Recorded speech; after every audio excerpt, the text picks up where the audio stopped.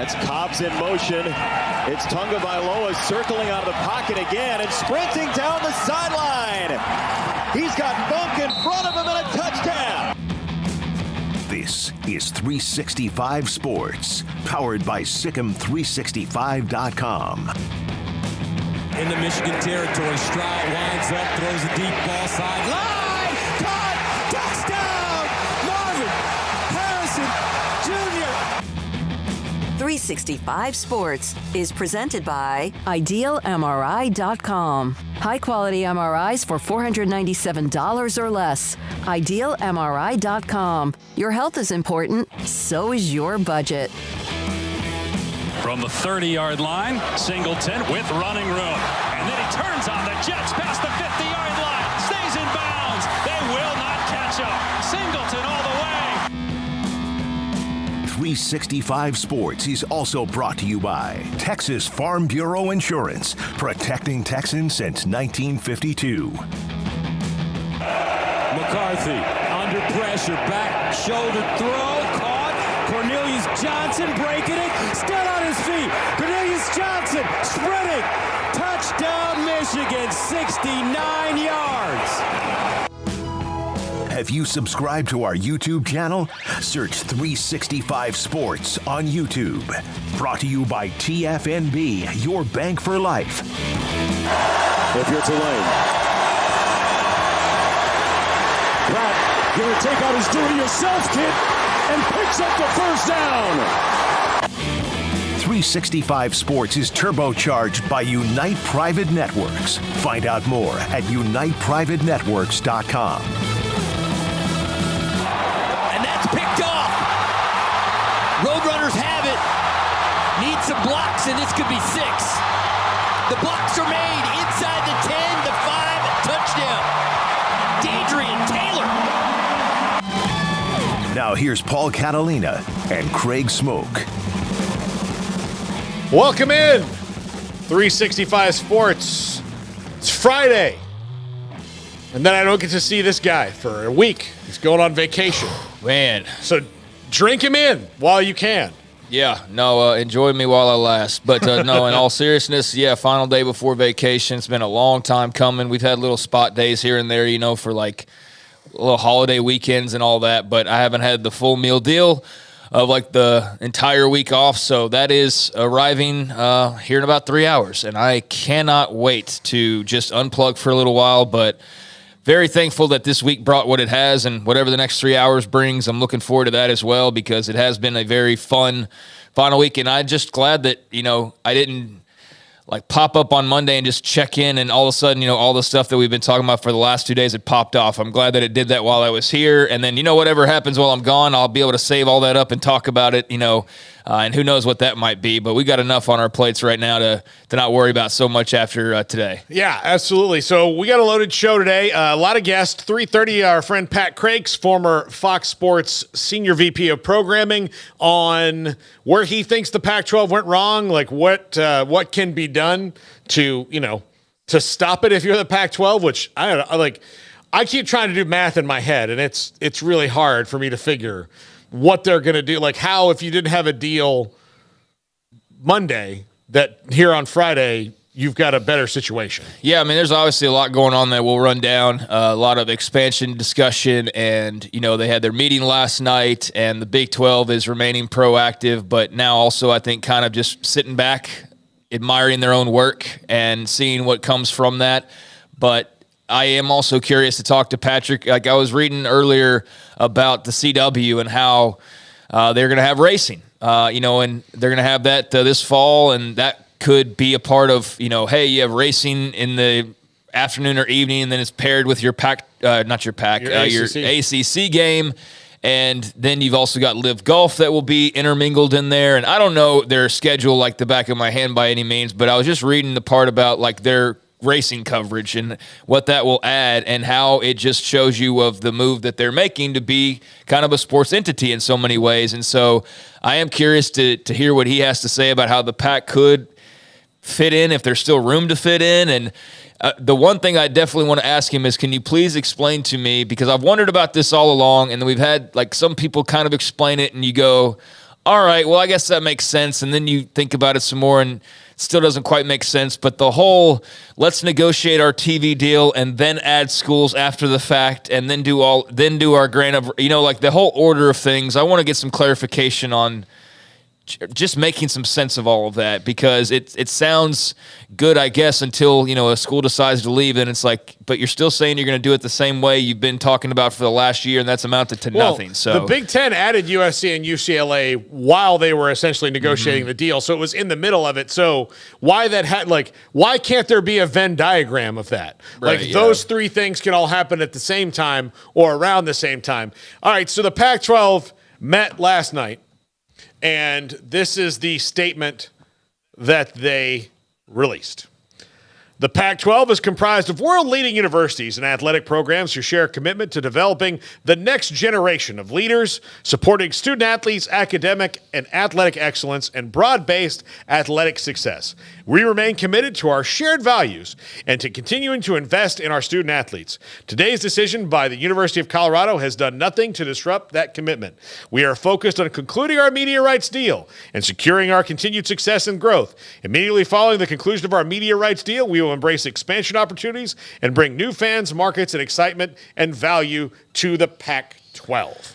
Yeah, I saw that come down, and they got the reaction you'd about expect. It wasn't one of like, oh, okay, everything's fine now. My first thought was, hey, add it to the collection, which is what I tweeted out. And then I think later on I was scouring through various comments and quote tweets and all of that kind of stuff. And I came across, I think it was Andy Staples, who had actually taken all of the statements like that and put them together collage-like on a tweet. And that was kind of where my head had been as well. It was like, there's a few of those now at this point that they've sent out. And sure enough, he had, compiled them. And I think there was like 4 of them when all was said and done, all kind of ringing the same tune. And so, yeah, I mean, it's I guess, something coming out of there that's better than nothing, but it's not, the action that you would have loved to have heard about, or kind of the aggressive, like, we're going out and we're going to go grab San Diego State and we're going to get SMU. And I know they wouldn't have said it in that language anyways, but just something a little bit different than the same kind of dish they've been giving their fan bases, which is just statements with no real follow-up.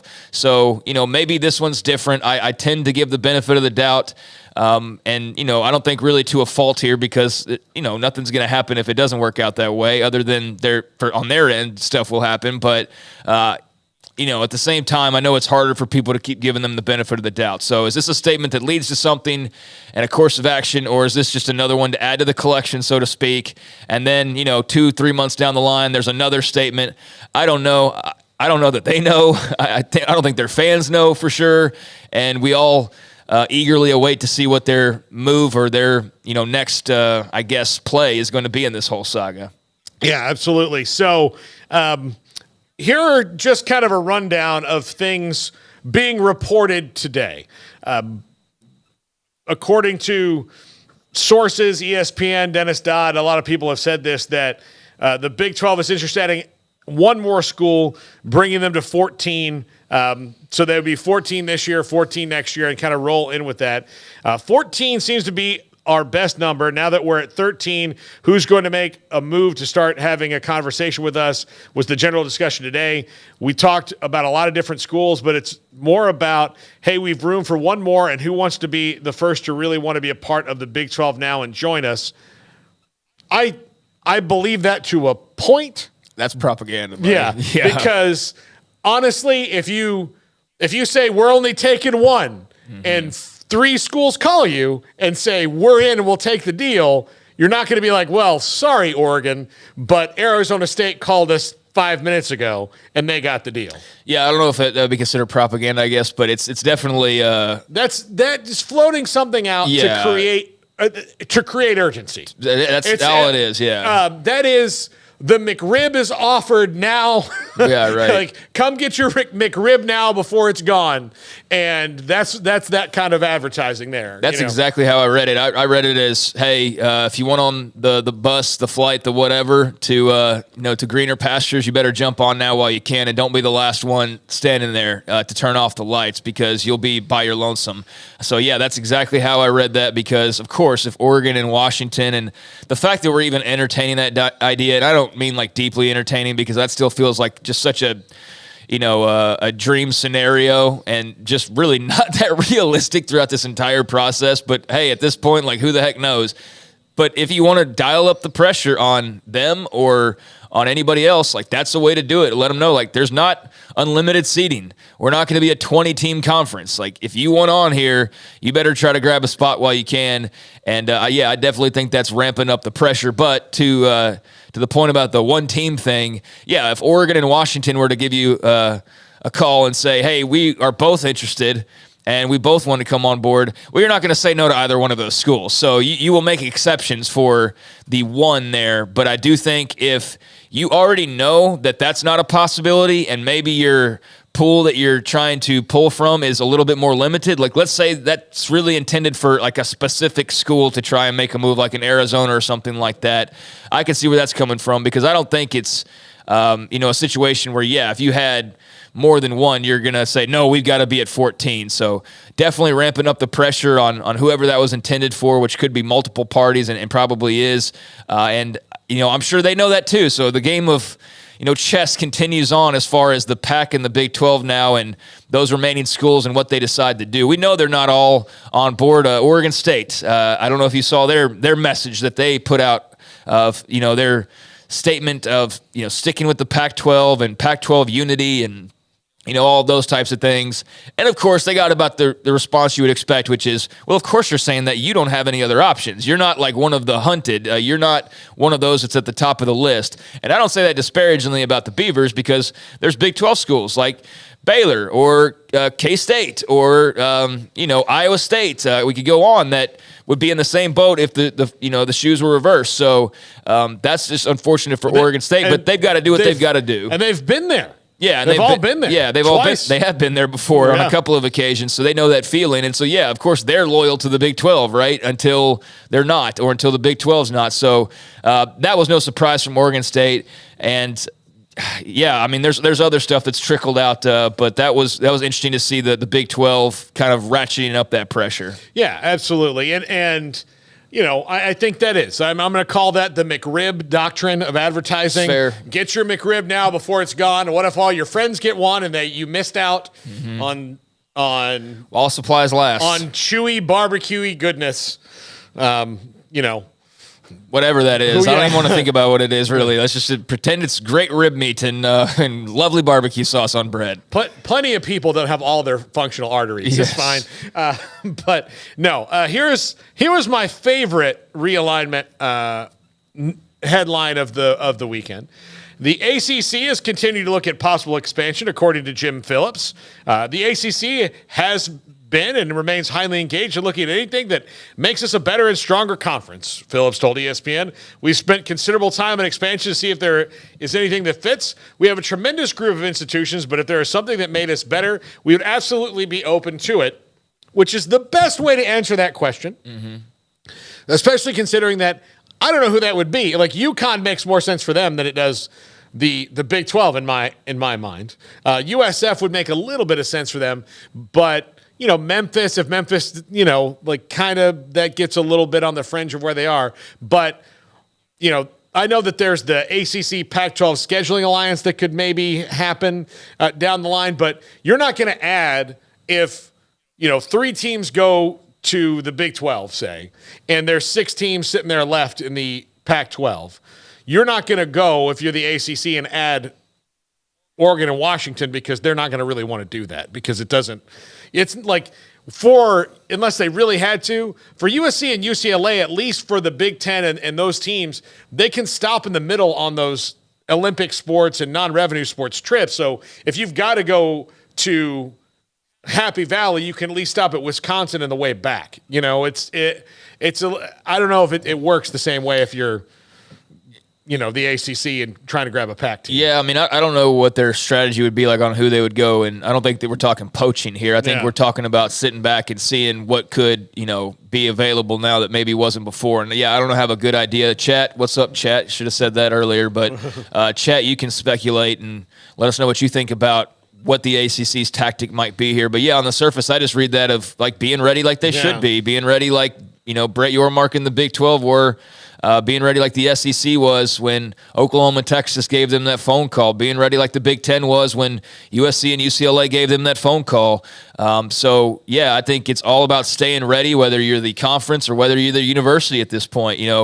Imagine being a university that all this has gone on and maybe you've been teetering. And I know there's schools that have been in this position, like a Memphis, for example, or a South Florida. Over the years, obviously BYU and various others. Houston's been fighting to get there for a long time now. You better be ready when your number's called, because there's not a guarantee that this just goes on and on and on until the end of time. And then 10 years later, like, there's going to be another window open. I feel like, again, consolidation has been as much of the buzzy word of late as anything, and it does feel like everybody's grabbing their deck chair while they're still there. And I don't know what that would mean, as far as who the ACC would be looking at or go grab, but I do think they're staying ready. And I think if you're one of those schools, it's a possibility for any of these conferences. You better hope that you've been getting your ducks in a row and that you are ready if that call comes, because it very well could. It could be coming from the PAC, be coming from the Big 12, could be coming from the ACC. But yeah, interested to know what people think that their strategy is, other than if they just agree that it's like, hey, let's just make it known that we're open for business. Like Brett Yormark said, we're not dictating anything, but if something's there to grab hold of, then we'll be ready to pounce if we need to be. Yeah, absolutely. So, it's interesting. And they've got their own in-house problems still to still figure out at the same time with their crown jewels and the revenue sharing. I know that they've kind of solved part of that, but that doesn't seem like it's just all, we've wrapped a bow and we can just put that to the side. That seems like there's still little smoke, coming out from time to time there. Look, I'm pretty reasonably confident that in the next decade, Clemson or Florida State, and maybe somebody else in the ACC, but one of those two teams, and maybe Miami with the way things are going, but I'm going to say Clemson and Florida State, since those are the two teams that have won most of the ACC titles. Take one of those conference championships at least and make a deep college football playoff run.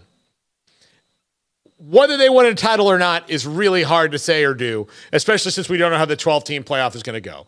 But I'd be willing to bet that in the very near future, before the next Big Ten TV deal is up, and in the first years of the 12-team playoff, that one of those two teams will be good enough to be, playing in the last game of the year. Probably Clemson, because maybe I've had too much joy in my life. But say Clemson is. And then they're going to play in the national championship game on January 11th.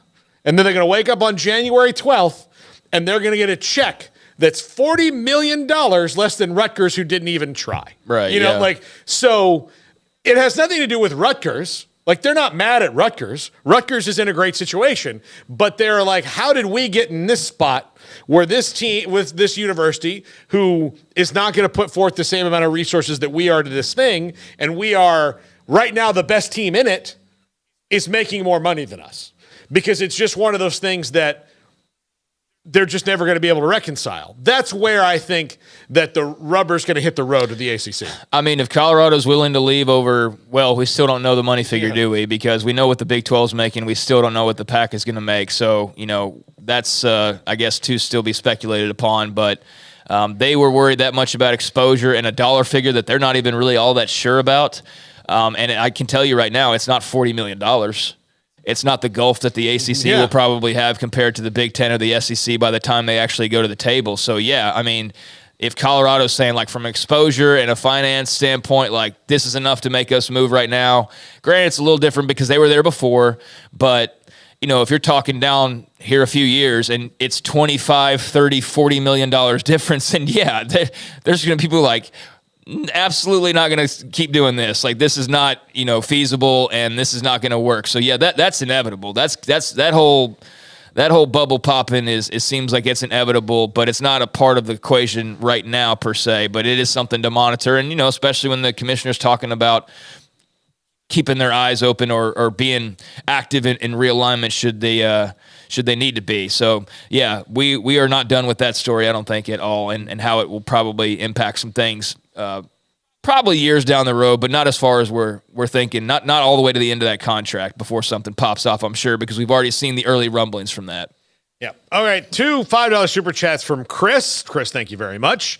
Paul and Craig, please do a welfare check on George Kliavkoff. I'm hearing he has suffered from depression lately. Laughing emoji, which would not be a funny thing. What a great Pac-12 karma twist. I don't really buy into like you do. Like, karma is only real in that you do bad things and eventually bad things are going to happen, or good things and all that, but it's not cosmic. It's just, to me, they were operating with faulty, or they convinced themselves of faulty information for a long time.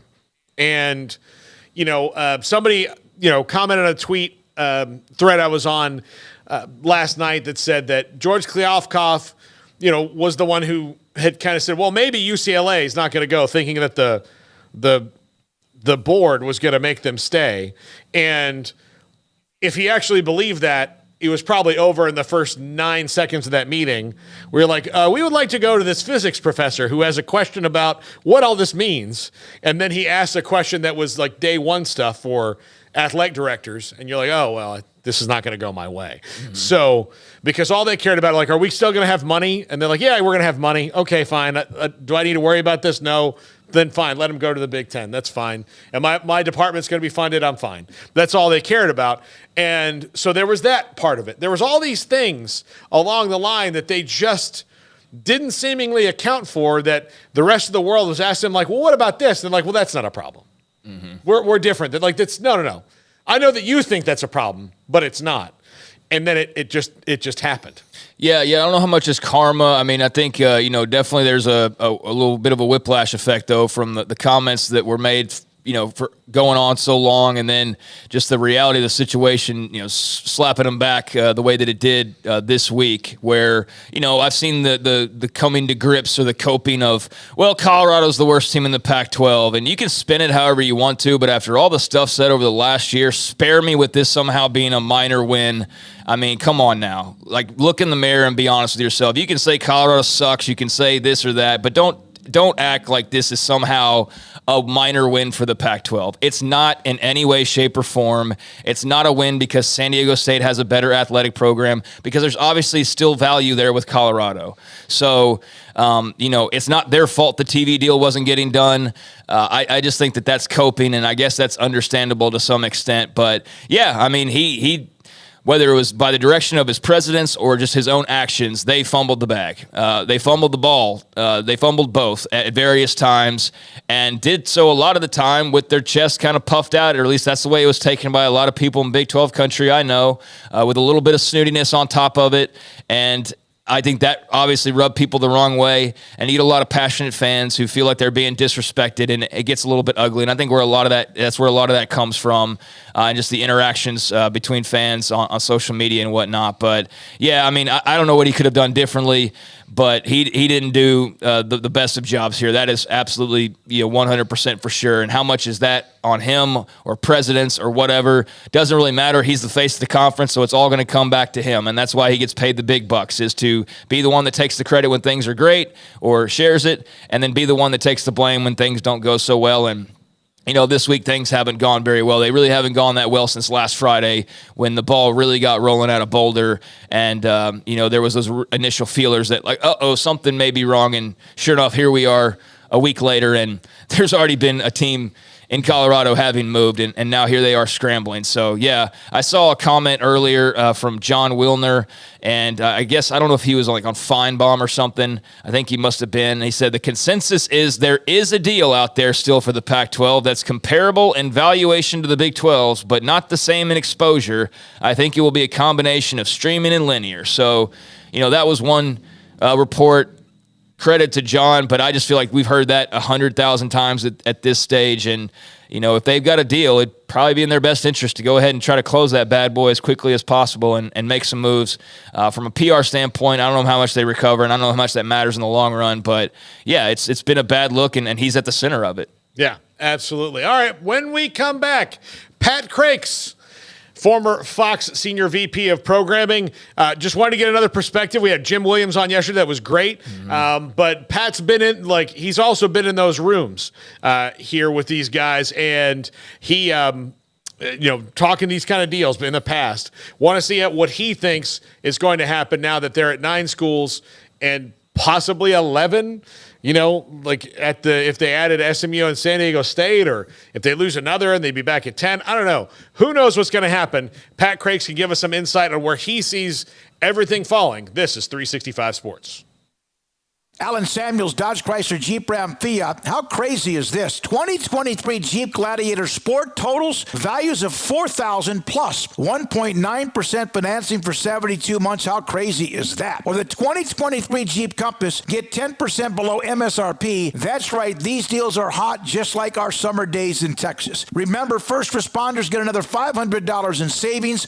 So come find the Jeep that's right for you and save big at Allen Samuels in Waco. Make this the summer sales event at Allen Samuels during the hot days of summer. And this month in July, get legendary 2023 Dodge Chargers or Challengers, SXT, GT, or RT models. Your choice with total values up to $2,000. Allen Samuels in Waco is the place for you to shop for your next Dodge. Shop the greatest selection in Central Texas and find the hot rod for you. Come by and visit the showroom at Allen Samuels, Dodge, Chrysler, Jeep, Ram, Fiat. See the demons and scat packs they have loaded the sales floor with. They won't last long, as you truly have the last call models of legendary muscle cars only at Allen Samuels, Dodge, Chrysler, Jeep, Ram, Fiat in Waco, Loop 340 east of 84. Pizza, burgers, and Bears football. There's no place around Waco that serves them all other than Bubba's 33. Come show your green and gold and enjoy some of Waco's best food and beverages while watching your favorite team, the Bears. When real Bears fans get hungry, Bubba's 33 is the #1 spot for ice-cold drinks, hand-stretched, stone-baked pizzas, and bacon-infused burgers. Join us for indoor or patio dining.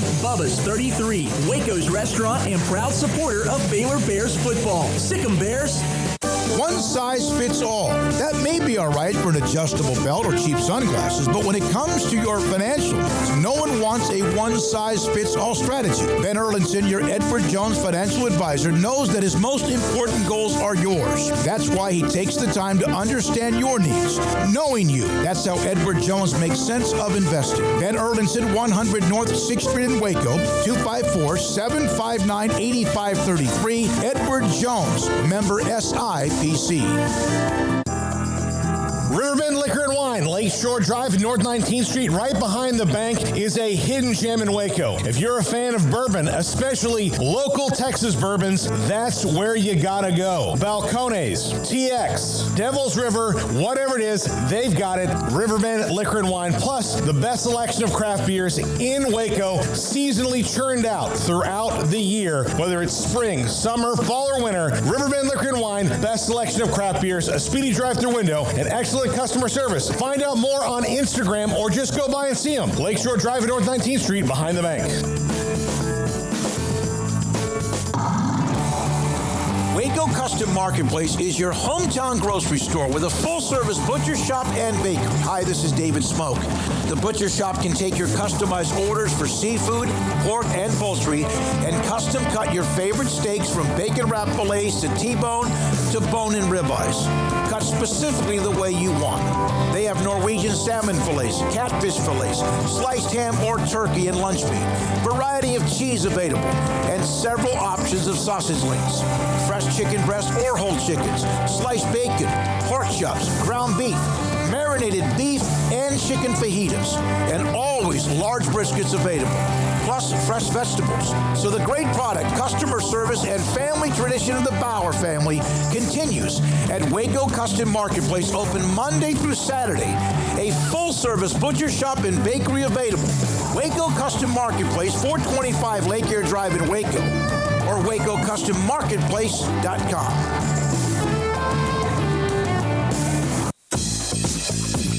Baylor Scott & White Southwest Sports Medicine and Orthopedics, the team physicians for Baylor Athletics, diagnosing and treating all sports-related injuries, including concussions. These specialists also provide orthopedic services for athletes and non-athletes alike, whether it's knee or shoulder pain, a wrist injury, orthopedic spine care, and even an arthritis and total joint clinic. Trust the doctors Baylor Athletics trust. Baylor Scott & White Southwest Sports Medicine and Orthopedics wants to get you back in the game.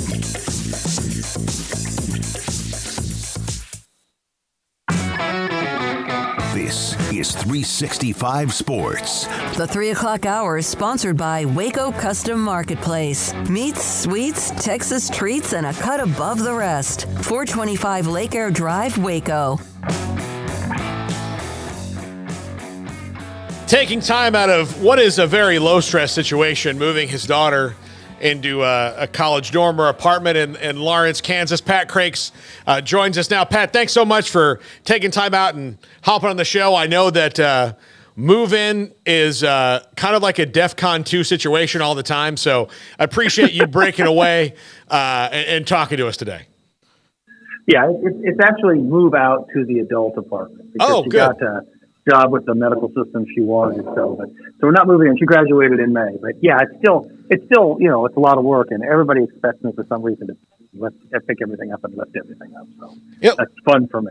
Look, I've stayed in some pretty crappy apartments for one more lease just because I didn't want to move. So it's not the lowest stress environment. So the Pac-12 is in trouble. This is not new news, but it is more immediate and problematic now that Colorado's on their way to the Big 12. If they were having trouble finalizing a media deal with 10 teams in the fold, how much harder does this get with 9 teams, and you don't even know if you're in the room and everybody in your conference is negotiating in good faith, wanting to be with you?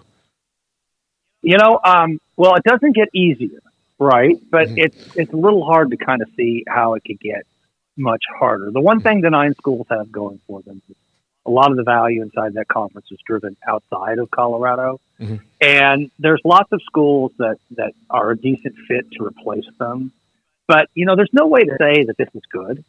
And certainly for the Big 12, I was telling somebody a couple weeks ago, even if nothing ever happens, if nobody moved to the Big 12, the Big 12 still won.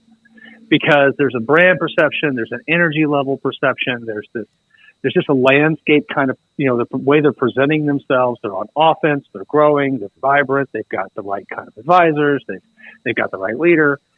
So they were going to win anyway on that. Getting Colorado, helps them, right, from a long-term perspective. I'm not sure that it really changes massively the economics for the conference or long-term proposition. But if you're looking ahead to 3 or 5 years when there's going to be some more realignment, probably on a massive scale, because by then, hopefully, the thing that drives all of this, right, the great economic disruption that's going on behind us in media distribution will be somewhat settled.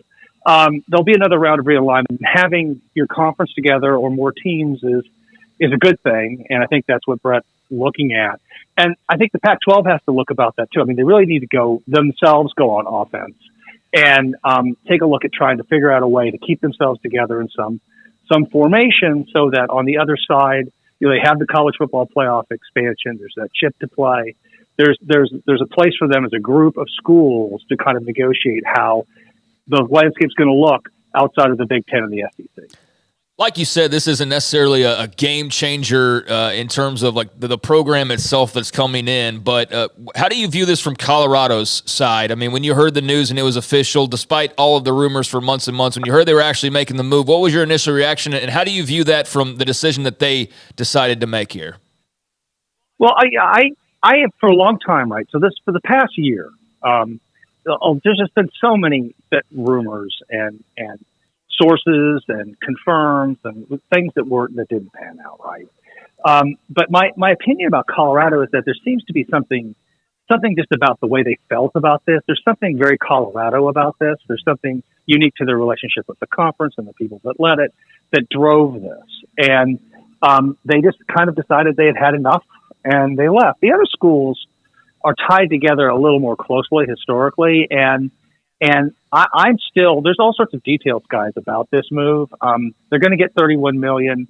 There's been about 27 different ways they're going to get that $31 million.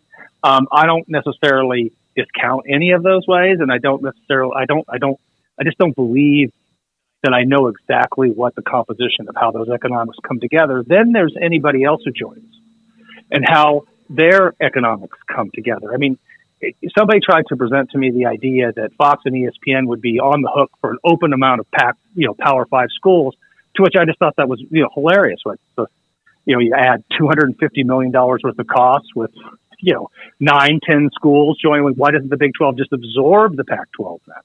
So it's more complicated than that. I feel like it's great for the Big 12. I think the Pac-12, it's not good for them, but at the same time, they probably can recover from this.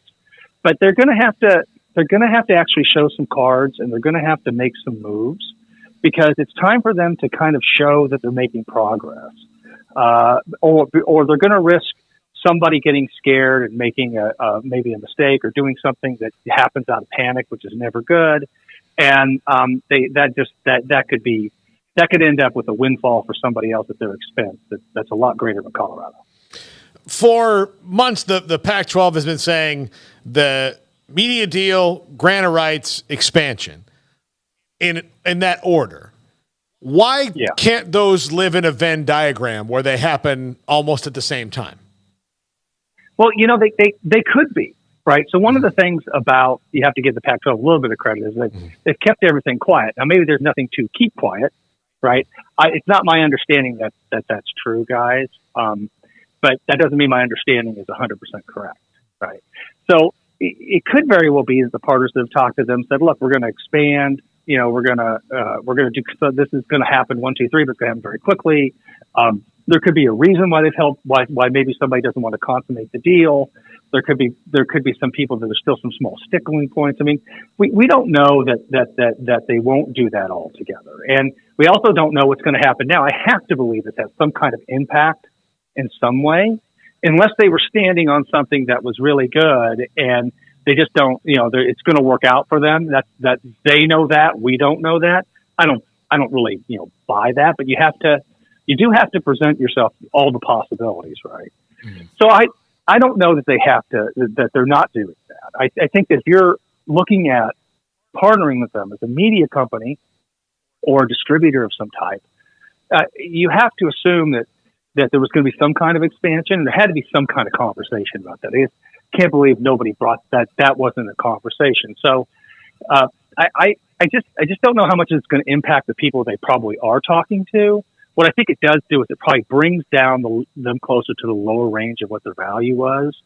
But I don't know that it craters it. Matter of fact, I don't think it craters it. I think if they can all stay together, they could probably get on the board. And this is not about catching the SEC or the Big Ten. This isn't about catching even the Big 12. This is about survival. By the way, for the Big 12, it was that too. For the Big 12, it was about survival as well. And everybody's just trying to delay and get themselves through this maelstrom of an economic landscape, which is making it hard to pay for all this content, and getting past the college football playoff extension for another round of realignment in a new kind of economic environment where you have some chips to play to kind of be a part of a new system, where the Big Ten and the SEC are going to be 1A and 1B, but there's probably room for a really strong number 2. And you want to be in that group with that number 2. So from their standpoint, when they're talking to their TV partners, say like, hey, we lost, Boulder, Denver, however you want to classify that. Can they just simply say, but hey, here's Dallas and here's San Diego, and does that just swap each other out, or does that cause any kind of a delay? I guess that's where I think a lot of us have confusion about the order of things. And like you said, you would think that the partner would know, like, hey, San Diego State's probably coming if the numbers add up. So do they just swap out? Is there now you've got to redo some things? How does that sort of work with the offloading of one team and the potential onboarding of others? So it can work something like that. But remember, the distributor or the new partner is going to say, well, you lost Denver, right? So it's a negotiation, right? So it may be that they're both you talk past yourselves a little self in this, but the first thing is you've got to address Denver, right? You say, well, I'm going to address it by expanding to Dallas and to San Diego. Well, the distributor, well, that's not exactly the same thing because, whatever, right? And you negotiate through it. Eventually, I do believe that given the market sizes, that there's a way to balance out the technical loss in homes. Not that that's extremely important, but I do think San Diego State offers the Pac-12 something in Southern California. I think entry into the Dallas market is valuable, and so you kind of go past each other on negotiating because you are trading things, right? And you have to see the other person's point. Well, you lost one of your schools, and Denver's an important market. they come back, well, yes, we're going to add these schools. Well, they're not the same value. How do you get to what the same value is? Maybe you lose a little value because of it on the front end. Maybe you gain some on the back end. Maybe you keep it flat. But it's not like I think it's going to be a giant hole for the Pac-12 if they can add someone else. And I will also say that I think the 9 schools that are still in I guess it's hard to tell what to call the conferences now anymore, guys. Conference math is really, really bad. The Pac, what we've got now is the Pac-9.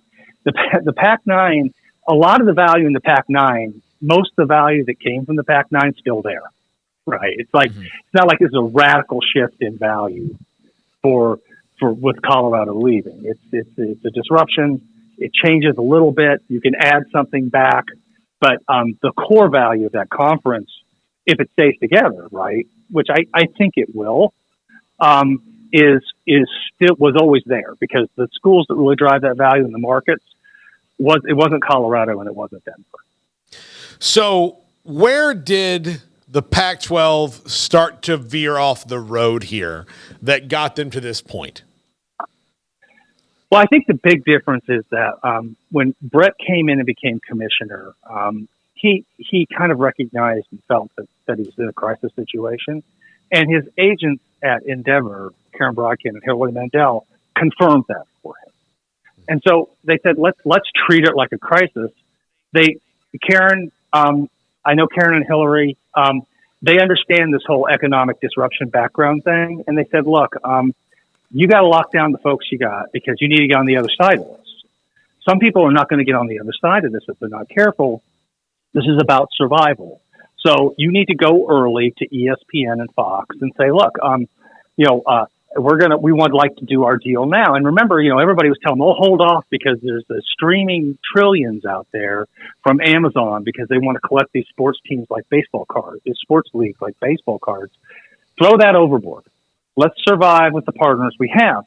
That was smart, because he locked everything down by doing that with his high quality partners that may struggle through this system, but they're not going to go away. And then it allowed him to basically focus in on the conference's image and going on offense, right? And look, if we can get somebody, great. We've got a good deal. Let's see what we can get in this era of disruption. Meanwhile, the Pac-12 has a new commissioner that comes in who's well thought of, and he says, look, our deal expires in another couple months. These partners are good to us. We expect them to be our partners. Let's just follow the process. By the way, that's not illogical, right? But nobody around him really understood, I don't think, or somehow that this was an existential crisis for them as well. And you would think that that USC and UCLA leaving would have done that, but I also think there was always a belief that conferences believed very heavily that streamer was going to just bail them out of this. And if anybody knows what I have been saying publicly for a long time, I don't know that any of these streamers are all in on anything. And right now, today, Xfinity left NBC and Fox to go to the CW, which is owned by a station group called Nexstar. NASCAR was talking to Amazon. Amazon wouldn't pay the $100-some-odd million for the property. So it's not like it was evidence that they were actually going to bear, kind of dig people out of this hole that they were in. But I think some of that attitude may have, that's my speculation, but it may have still been there, because in the Larry Scott era, I think there was a lot of feeling that new players were coming on the scene and they were going to turn the table over. And that's a revolution, right? And we haven't seen a revolution. What we've seen is an evolution. And that evolution is not, it doesn't, you're not, these old people, these old partners are evolving, and they're not radically changing the system immediately. It's painfully, slowly evolving. And the Pac-12 didn't realize that. So it's what the Big 12 did right, and it's what the Pac-12 just didn't do, because they felt the right thing to do was to follow the process. And it was a moment where you don't follow the process, and they missed it. So we know that the Pac-12 is trying to gather itself now. We know that the Big 12 is basically sitting there like buzzards, just waiting to see if somebody else can probably picked off. I mean, that's pretty clear. But we've also heard, talk about another pivot that they could make if, in fact, the Pac stays together as is. And one of those, Patrick, is UConn. That's been a hot rumor that's a Brett Yormark project, that's something he's very interested in, and they're still kind of working through that, I suppose. But from a media standpoint, is this just something that wouldn't have really any effect whatsoever, or is there some value to Connecticut's, the East Coast, what have you, with the Huskies and a potential Big 12 partnership? Well, I think the Huskies do have value. They certainly have value in the college basketball part of it. The problem is that's 20% of the value of the overall deal, right? Most of these deals are driven by football. So there's value there. There's a reason why pay TV distributors probably have to place that, have to pay attention to the fact that Connecticut is in the conference in those areas. There's some question in my mind about how far that goes. I know that when we did our deal with the Big East, the idea that Connecticut would come back was kind of baked into the thinking.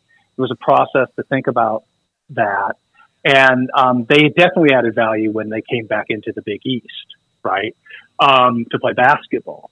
But this is a very different thing. So, look, I think adding them gives them a national conference. You got 3 time zones. That's a lot to like. I think if you look ahead, right, to that kind of 3 to 5 year period I keep talking about where we have a little more visibility on how everybody's going to be able to pay for all this stuff, having a group of schools like Colorado and UConn added to the conference gives you just more kind of chips on the table to figure out what a merger can look like, or how a deal can look like to kind of put together a third super conference. So that's kind of more like a long-term play. Value today, if they're going to get $31 million right away from media partners, I go back to thinking like, well, without the football, are they really worth $31 million? I'm sure there's a model somewhere that says that, but I don't know that I believe that. So I'd have to learn more about how all this works, but like I said, there's a lot of conflicting information out there, and I get sometimes conflicting information from people who I talk to. And so, but at the end of the day, I feel like UConn's a setup for the future in many ways, and I like that move. But it's far from certain that that's going to happen because, again, I don't know where somebody may have signed off on paying $31 million for Colorado. I don't know that there's this open-ended, this like, let's write a check for $31 million for anybody Brett can bring in. If that's the case, why doesn't somebody just go to Apollo and say, these networks are on the hook to write us $31 million for every school we add. Lend us $1 billion and we'll go break everybody's grant of rights that we can. Break up the ACC. I mean, nobody's come to that conclusion to do something that bold yet, which tells me it's not so simple as everyone gets a $31 million check if they join.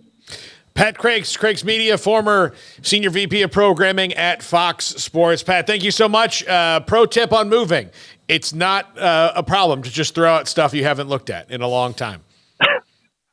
Yeah, it's just getting my 22-year-old daughter to agree with me on that. Yeah, right. Yeah, absolutely. Well, good luck on all that. Thanks for hopping on. Enjoy Lawrence for the next couple of days while you're there. I will. All right, guys. Thanks for having me. Bye-bye. Pat Crakes. Always great to have him on. We're going to go right to Grayson so we can kind of hit Stewart Mandel on time here. But, yeah, he said a lot there. Look, the reason I like to have Pat on is because, everything is fatalistic until you talk to somebody who's been in those rooms. Yeah, it's like, well, I mean, it's not. Because that's the other thing is we can't see a way forward, but he can because he's done it. Yeah. Right? So that's why I was interested to hear, like, okay, there is a way forward, but you have to find out what's actually happened, like what their path has been to this point. If Colorado leaving was that, and look, and it's true. Like Colorado is not the worst thing that could happen. Like if it was Oregon and Washington that left before Colorado did, then we're having a different talk here, right? Yeah, now. Of course. So anyway, Grayson Grundhoefer, SicEm365.com, joins us now. Grayson, Colorado into the Big 12. That means Deion Sanders will be recruiting very heavily in this state, which he knows well. How much of an impact and how quickly do you think he will have just within the borders of the Lone Star State in recruiting? I mean, I think he's obviously going to do a pretty nice job recruiting. Like, I don't think there were ever going to be concerns about that, whether they were in the Pac-12 or the Big 12, to be honest. I mean, that's just something that comes with bringing in Dion. That's the expectation. He's going to recruit extremely well, and then it just comes down to what does the product on the field look like. I do think, it allows him to sell something very different, being in the Big 12, kind of being in more familiar ground for himself, at least, recruiting the area. I know I've heard things about, them being excited about Orlando as well, with UCF, potentially recruiting the Florida area. So, yeah, I think he's going to do a great job. And recruiting-wise, it's just a matter of, how long is he going to be there? I think this helps. Like, it helps maybe keep him there a little bit longer, but I still have, major questions about him really staying there for the long term. What was just your initial reaction when you heard the news? Obviously, there's been a lot of speculation over these last, I guess, year and a half, 2 years in some cases. But I guess, not a total shocker because there has been so much talk, but still it seemed like it happened pretty quickly. For sure. And my first reaction was that this is just the first domino. I think that there is a lot more to come. I think that there was a lot of, a lot of lead up to this. And a lot of people that had talked about this many times. I know y'all have. We have on Crystal Ball College Football. National reporters have talked about it, and everyone's had an opinion on it. And I think finally getting confirmation on what everyone was talking about is a pretty big deal. And I also think, this is one of those things where even if you don't think Colorado is the greatest pickup for the Big 12, or even if you're not the biggest fan of the Colorado brand, it's deeper than that, because this gives the Big 12 an opportunity to go out and add more schools from the Pac-12. Colorado was just the first school to decide to make that move. And I think it's just the tip of the iceberg. I think the Big 12 is going to be very aggressive now. And potentially, I know the Big 10 said they're not going to do anything, but I think they could be looking around as well now that the Big 12 kind of made their first move. So there's a lot of things that are going to happen, I think, in the next, week or so, maybe even longer than that. But I do think teams are starting to show interest that maybe didn't have interest before this decision. Grayson, what would you predict happens, or what do you want to happen when it comes to the other teams that might come in?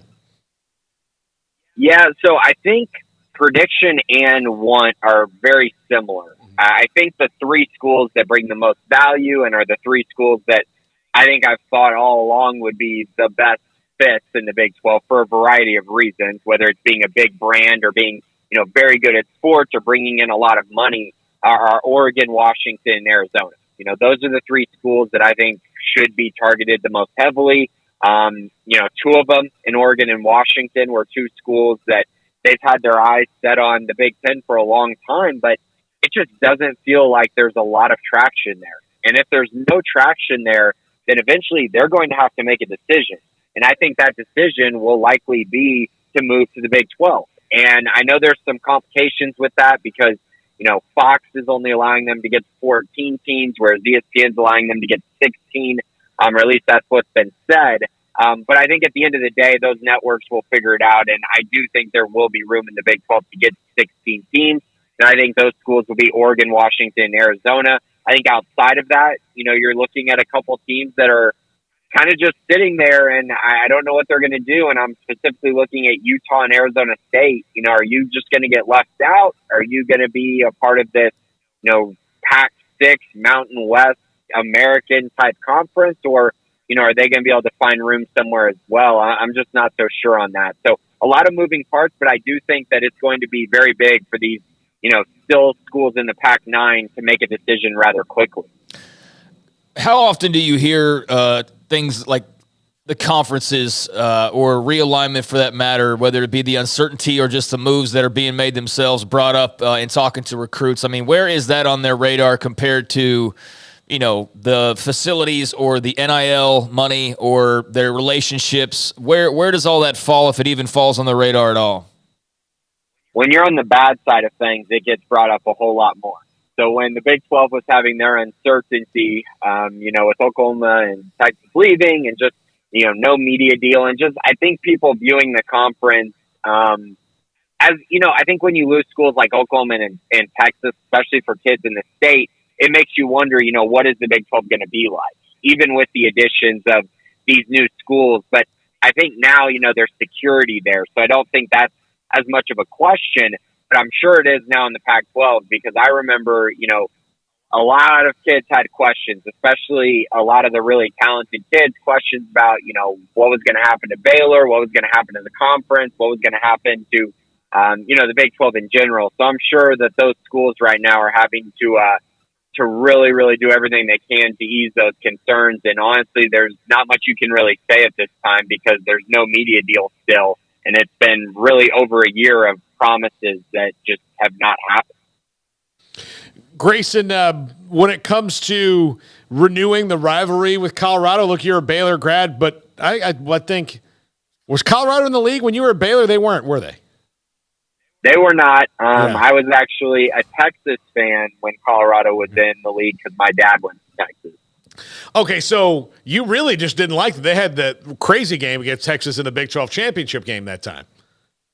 Yes, and I mean, I think Colorado was kind of at an interesting point because when I was a Texas fan for a lot of that stretch there, it was the Big 12 South just absolutely demolishing the Big 12 North.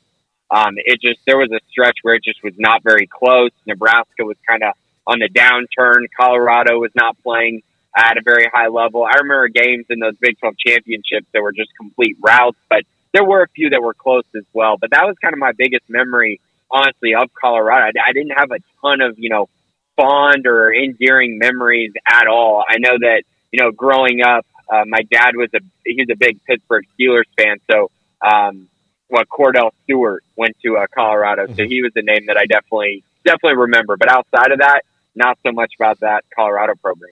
So none of the rivalry renewing stuff even hits your radar? Not a lot. Yeah. I mean, I think that, it is cool, though, because growing up when you remember playing a team or remember, the jerseys and, going and playing at Boulder and, the Buffalo running on the stadium, like you remember all those things. It's really, really cool. But I also think it's also one of those where it's like if this was Texas A&M coming back, it'd be very different than Colorado. Just that the connection isn't quite as strong. Grayson Grundhoefer, SicEm365.com. Grayson, thanks for hopping on. Sorry I didn't text you this morning. Usually I would, but I've just been thinking about so many different realignment scenarios. I forgot to send you the little reminder today. So. Oh yeah, it's not like we're busy at all right now with all this stuff. So don't even worry about that at all, Paul. And yeah, y'all have a great weekend as well. Thanks for having me on. All right, Grayson Grundhoefer, SicEm365.com. You can also find him and Garrett and Jack and Josh Neighbors over on our other channel, Crystal Ball College Football. So if you like what you're seeing here and you like maybe kind of a different spin or tone of things, we also have those guys over on that channel. So like and subscribe to both. We'd appreciate it. Just go on and enjoy all the content that we throw out at you. We'll take a break right here. When we come back, Stewart Mandel of The Athletic. This is 365 Sports. Cars priced right, day and night. Average your car in Texas. Trucks built for you, red, white, and blue. Average your car in Texas. Cars that zoom with lots of room. Average your car in Texas.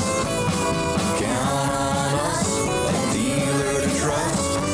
Average your car in Waco, Texas. Where is the best beef in Texas? Your house. When you order from Texas Beef House, unleash the flavor of Texas-raised Wagyu. From our pasture to your plate, that's TexasBeefHouse.com, and joined by Marketing Director Samantha Duvall. Samantha, thanks for your time. There have been numerous holidays, and now it's just straight up the summertime. Your thoughts about some of the specials and ideas you have? So we still have our hamburger special going on. We're going to continue it through the end of July. When you bundle our 25-pound ground beef bundle, you can get hamburger for as low as $6 a pound. And the same with our 28-pound Wagyu hamburger patties. You can also get those for as low as $6 a pound. All of those come with free shipping in Texas, Louisiana, Oklahoma, and Arkansas. We've got a lot of steaks online. People are buying up our brisket. Time to smoke a brisket. Good time to grill out. If you order and use our code SICEM10, you can get 10% off your order of $100 or more. And it's all grown right here in White House for a family-owned company. It's It's all pasture raised. We just enjoy what we get to do. Family reunion, people going out to the lakes, or people just meeting or going out of town. Where is the best beef in Texas? Your house when you order from Texas Beef House. Unleash the flavor of Texas raised Wagyu from our pasture to your plate at TexasBeefHouse.com. In the market for a quality metal building? Since 1943, Pioneer Steel and Pipe has helped Central Texas residential and commercial customers with metal building design, panel options, building components, and trim options. Pioneer Steel and Pipe's residential line is energy efficient, offers low maintenance, reduces insurance payments, is impact resistant, and carries up to a 45-year limited warranty. In addition, they can also help you find a metal building contractor for your project. Pioneer Steel and Pipe with locations in Waco and Bryan and at pioneersboys.com. TFNB Your Bank for Life is the official local bank of Baylor Athletics. Find out why more Central Texans are making TFNB their bank for life.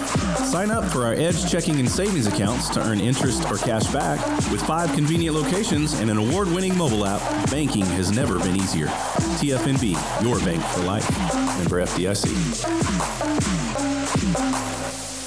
Waco Regional Tennis and Fitness on Lakeshore Drive in Waco is a premier, elite, life-changing experience where you can change your mind, body, and soul. Waco Regional Tennis and Fitness offers 40 group exercise classes each week, including boot camp, indoor cycling, and more. If you haven't been to Waco Regional Tennis and Fitness lately, you're missing out on the improvements, with the members excited about what they see. New flooring, locker rooms have been redone, new painting, and mirrors added to the weight room and group exercise room, with a new squat machine that will test your legs and their stamina. New free weights, weight machines, TRX, rowing machines, stationary bikes, treadmills, elliptical machines on a spacious weight room floor. Personal training with Christy London, Randall Corley, and welcome Nathan Roach. 16 tennis courts plus a beautiful stadium court, and longtime youth tennis pro the great Britt Cole, plus adult tennis lessons with Blake and Kenna, who are ready to take your game to another level. And the commitment to pickleball with 8 courts and instructor Jody Thurman. Visit the website, wacotennis.com. Waco Regional Tennis and Fitness on Lake Shore Drive next to Hawaiian Falls in Waco.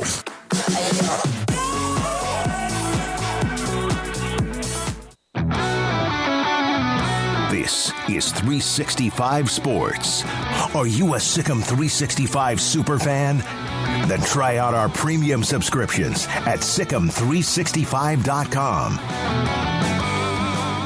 One of the only other premium subscriptions that I have is to theathletic.com, which is a fantastic website. We have a lot of their writers on very frequently. One that really wanted to have on because of his coverage of all this from the beginning, Stewart Mandel of The Athletic joins us now. And Stewart, I'm going to get this out of the way right now because a lot of people have asked me about it, but you tweeted earlier about freezing cold takes coming at you, and you put up the mailbag where you had backed off those comments. So it has been kind of a long, strange journey in this realignment, but just curious about having to have a lot of like grace and a little bit of rubber skin when it comes to that when you know all this went down the last couple of days.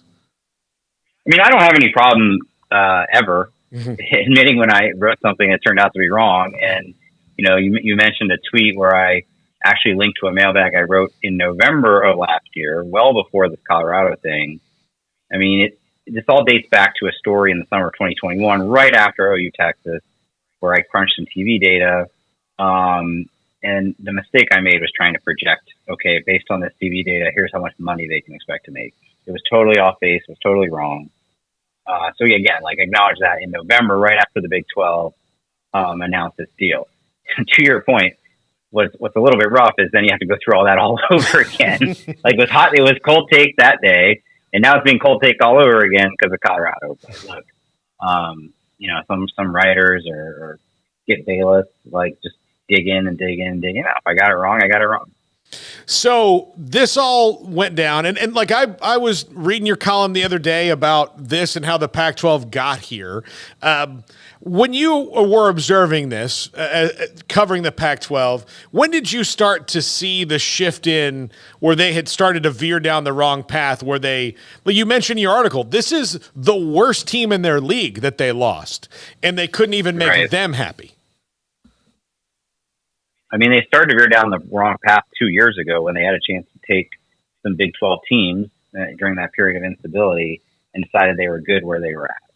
There have been a lot of other mistakes along the way, but I can't emphasize enough that even though it's been no secret for 13 months that the Big 12 coveted those those Four Corners schools, and Colorado in particular, at some point, March-ish, maybe a little later, it kind of went from there after the Four Corners schools to Colorado is the one most likely to go. Despite all of that, I do genuinely believe George Kliavkoff thought they were past that. The deal is almost done. It's going to be a good deal. Everybody's committed. You saw the comments at Pac-12 Media Day. Their patience is about to be rewarded. And so for Colorado to turn around, less than a week after he made those comments at Media Day and do it, it's just such a terrible look. They look weak. They look unprepared. Yet another case of the Big 12 and Brett Yormark outmaneuvering George Kliavkoff, starting with jumping the line on the TV deal. It's been one thing compounded after another. It's not all on George Kliavkoff. Larry Scott started them down this road with a lot of bad with the Pac-12 network. But I think he deserves the blame for not getting this deal done in time to keep, like you said, the team's actually been the worst team in football in their conference, to keep them from jumping, and in doing so, putting the whole conference on the brink. Stewart, the Big 12 was dead to rights a couple of years ago after the Oklahoma and Texas announcement, and it seemed like it was going to be everybody scrambling for life jackets. Instead, the schools that remained or were going to remain all stuck together, and that's what the PAC is having to do right now, the PAC-9, and you just have to trust that everybody is going to stay on board, which is probably the most difficult thing because that everybody's also looking out for their best interest. And somehow, probably because, yes, there wasn't a lot of landing spots for Big 12 schools, they were able to stick it out. But if you had been told that not only were they going to stick it out, but they were going to add the 4 schools they did, and then they were going to add Colorado another year later and be in the position now where they are, just what all do you attribute that to? Brett Yormark, I guess loyalty within the conference, and how surprised are you that we are here where we are with the Big 12 now? Well, let's go back to Bob Bowlesby. And sure. After that initial, remember him going to the state legislature and saying that we're going to lose 50% of the value. Like that, honestly, at first contributed to the sense that everything was going to fall apart. But then, to his credit and to the president's credit, he made some very good choices in terms of getting BYU, Cincinnati, Houston, and UCF. And so just going out and getting, because remember, for a decade, the Big 12 just refused to expand. They were 10, we're good at 10. And look what happened, right?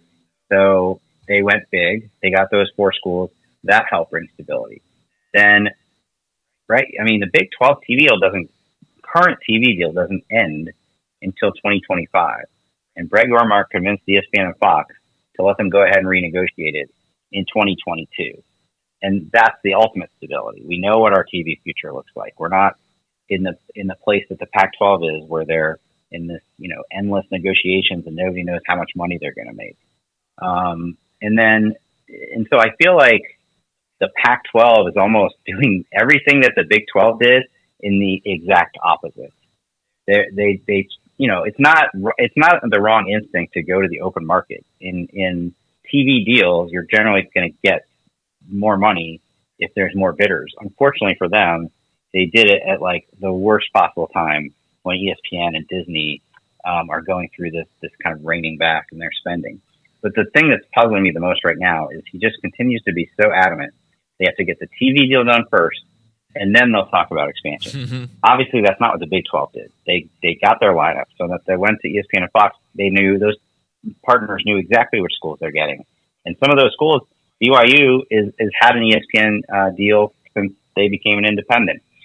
Cincinnati went to the playoff, right? So that helped them in their TV negotiations. The Pac-12, I personally believe, and others I've talked to who actually do this for a living, TV negotiations, don't understand why they don't just go out and add, 2 schools, if not more, tomorrow. And that if they believe those schools would actually help the value of the TV deal. Stewart, you mentioned that they're kind of doing it all in reverse of the Big 12. And why not just copy what was working for them? Did they just not grasp the reality of their situation that well? They definitely didn't grasp it in 2021. Now, one kind of story that gets lost or maybe hasn't been totally told is that I do think there were people in the Pac-12 and possibly even the commissioner that did want to add Big 12 teams that year. And Carol Folt, the president of USC, is the one who shot it down. And then she turns around and leaves a year later. So, I mean, the notion that they could have stopped USC and UCLA from going to the Big Ten is not realistic. They were gone. But everything since then, it's just, I don't know, it's just two different personalities, two different commissioners with two very different personalities. Honestly, you know, some of the stuff Brett Yormark has put out there didn't seem realistic. Getting Colorado was a bit of a vindication for this idea that he could, you know, go out and sell the conference and get a Power 5 school, any Power 5 school, to come. And now we're going to find out if that has a domino effect. I think they've felt for a while Colorado was the most open to it. I mean, certainly the fact that they used to be in the conference is a big deal. That they're the most receptive. And that if they got them, maybe that opens the door to Arizona. I don't think it goes beyond that at this point. I think the Utah and ASU conversations ended along. But, you know, now that Colorado actually made it's one thing to talk about it. It's another when you actually see a school make the jump. Does that influence Arizona's thinking? Stewart, yeah, I mean, that's I guess the $1 million question now. They had their meeting last night. It seems like, you know, Oregon State had their statement, but again, what are Oregon State's options here really? Is it as simple as just, hey, let's go grab the Aztecs, let's go grab the Ponies, add the Texas market, we got SoCal back, and everything's rosy and fat and happy again? Nothing's ever simple in the Pac-12. And I say that because as of Media Day last Friday, from the conversations I had, there were two schools. I don't feel like I have it nailed down enough to say which two, that opposed expansion. Now, this was before this in Colorado, but that were good to stay at 10 if that was what it was going to end up being. And it has to be an 8-2 vote, so you can't have any more than those two oppose it. And ideally, you'd want it to be unanimous. So, first step is getting those two off that ledge. You logically think, okay, we're not going to stay at 9, but who knows?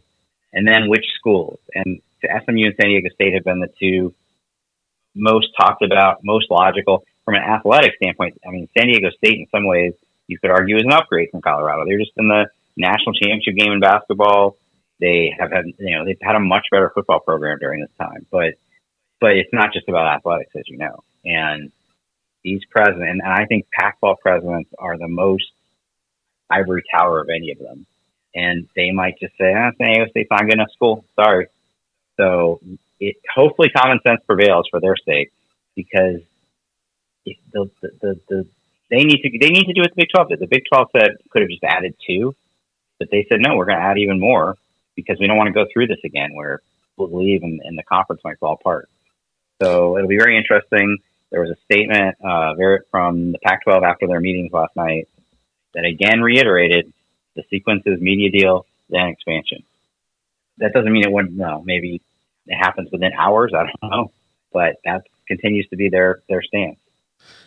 Do you think, especially after last week, it was very confusing what George Kliavkoff was saying about we're not going to announce the media deal because we want to focus on football, which always confused me because, George, no one is going to ask you how Lincoln Riley's defense is going to be. You won't have to answer that question all day today. You can steer clear of worrying about breaking down their transfers and all that. That's not why you're here. But do you think that there is a deal on the table that they could take right now and they're trying to fine-tune it, or do you think that there's a deal close to the table in their estimation? I honestly don't know, and nobody else knows. Mm-hmm. I mean, they have kept such a tight circle on this. Now, maybe it's expanding right now because of the situation. I was told that when George Kliavkoff meets with these TV partners about these negotiations, there's only one other person from the conference in the room.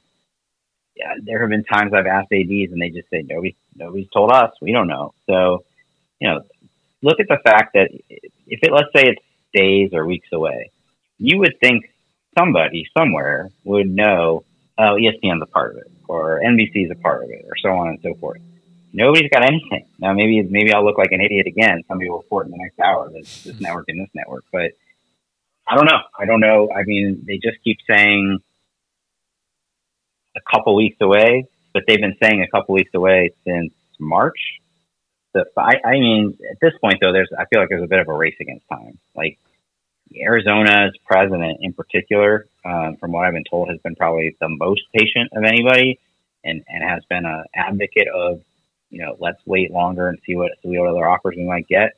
But now he's facing a decision, and I just don't think you can continue to drag this on. If it's really going to take weeks, I think that's a big problem for them. Stewart, it wasn't, but I guess a few months ago when George Kliavkoff was talking about the power of Prime and, the appeal of the Colorado brand and how Prime could affect ratings. How much do you just factor in Deion and this whole Colorado move and his sway in their ultimate decision?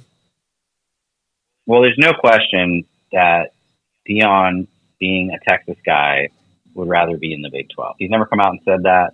But I think, in talking to people around there, like that's a given. Of course, he's not the president, right? So he doesn't get to single-handedly make that decision, but I'm sure it was taken into account. The interesting thing about this whole situation is that imagine if we had, said a year ago that the Big 12 was going to really want, of all programs, Colorado. I mean, they've been so bad for so long, and Deion has single-handedly made them attractive again. Of course, the question is, how long is Deion going to be? Well, first question is Deion actually going to win? He hasn't coached a game yet. He's certainly made a lot of headlines, but we don't actually know yet how he's going to do. And if he does do well, how long is he going to be there? Because that next TV deal, right, kicks in 2025. Will Deion still be the coach of Colorado at that point? Or will he have moved up to an SEC school? Like, who knows? But, it's certainly a big part of the equation for them right now. I think ultimately when you make these decisions, though, when a school joins a conference, you don't know who the football coach is going to be 5 years from now. You can't just, it's long-term decisions. And I think the reason this kind of made sense for both parties is we already know what it looks like when Colorado was in the Big 12. They were actually a really good program when they were in the Big 12. So you have some proof of concept there. How quickly you said that they're racing against the clock? How quickly do you really think they've got to move to stave this off? At the very least, and this is like worst case scenario, it has to happen before a football season. You can't have this dragging on. You want them to focus on football, you have to get this done. But I do think that the longer it goes, the more chance somebody's going to panic. We don't know, like, how close is it to even being. Sometimes people make it seem like at any moment George Kliavkoff could just say, "All right, we're done. This is the deal." Like there's people on the other side of the table that have to agree to it. But and by the way, those parties now have more leverage because they know the situation the Pac-12 is in. But yeah, I think I've been on the phone constantly this morning. I've heard everything from somebody thinks it'll be done by Tuesday to next few weeks. So sorry that doesn't narrow it down more. No, that's about par for the course. Yes.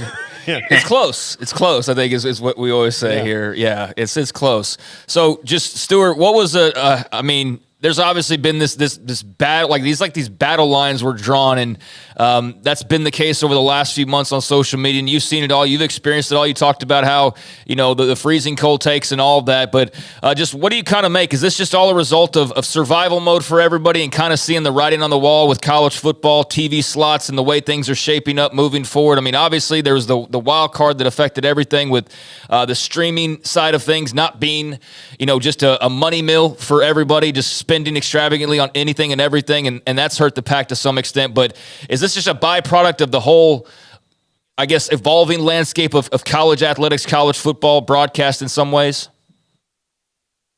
It's been really surreal to watch how college football, at least on Twitter, and I realize Twitter is not necessarily the whole college football population, how everybody in the last 2 years has become obsessed with TV ratings, linear versus streaming. All of Twitter works for like a sports media consultancy. But you're absolutely right. It's because people realize how much conference realignment hinges on these things. And we have seen such, two huge changes with OU, UCC, and USC, UCLA, the Pac-12, and everybody's worried about their future if you're not in one of those two conferences.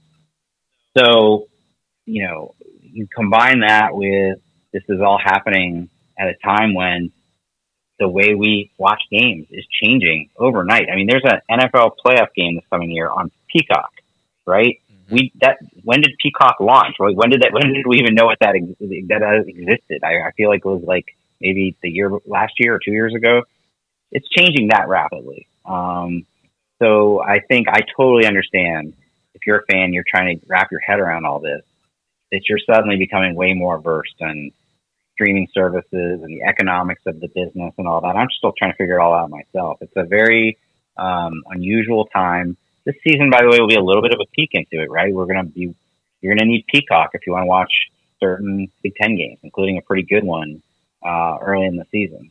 The changes are going to start to kick in this year. Next year, 2024, is when the SEC CBS game goes to ABC. The whole way we consume college football is kind of changing before our eyes.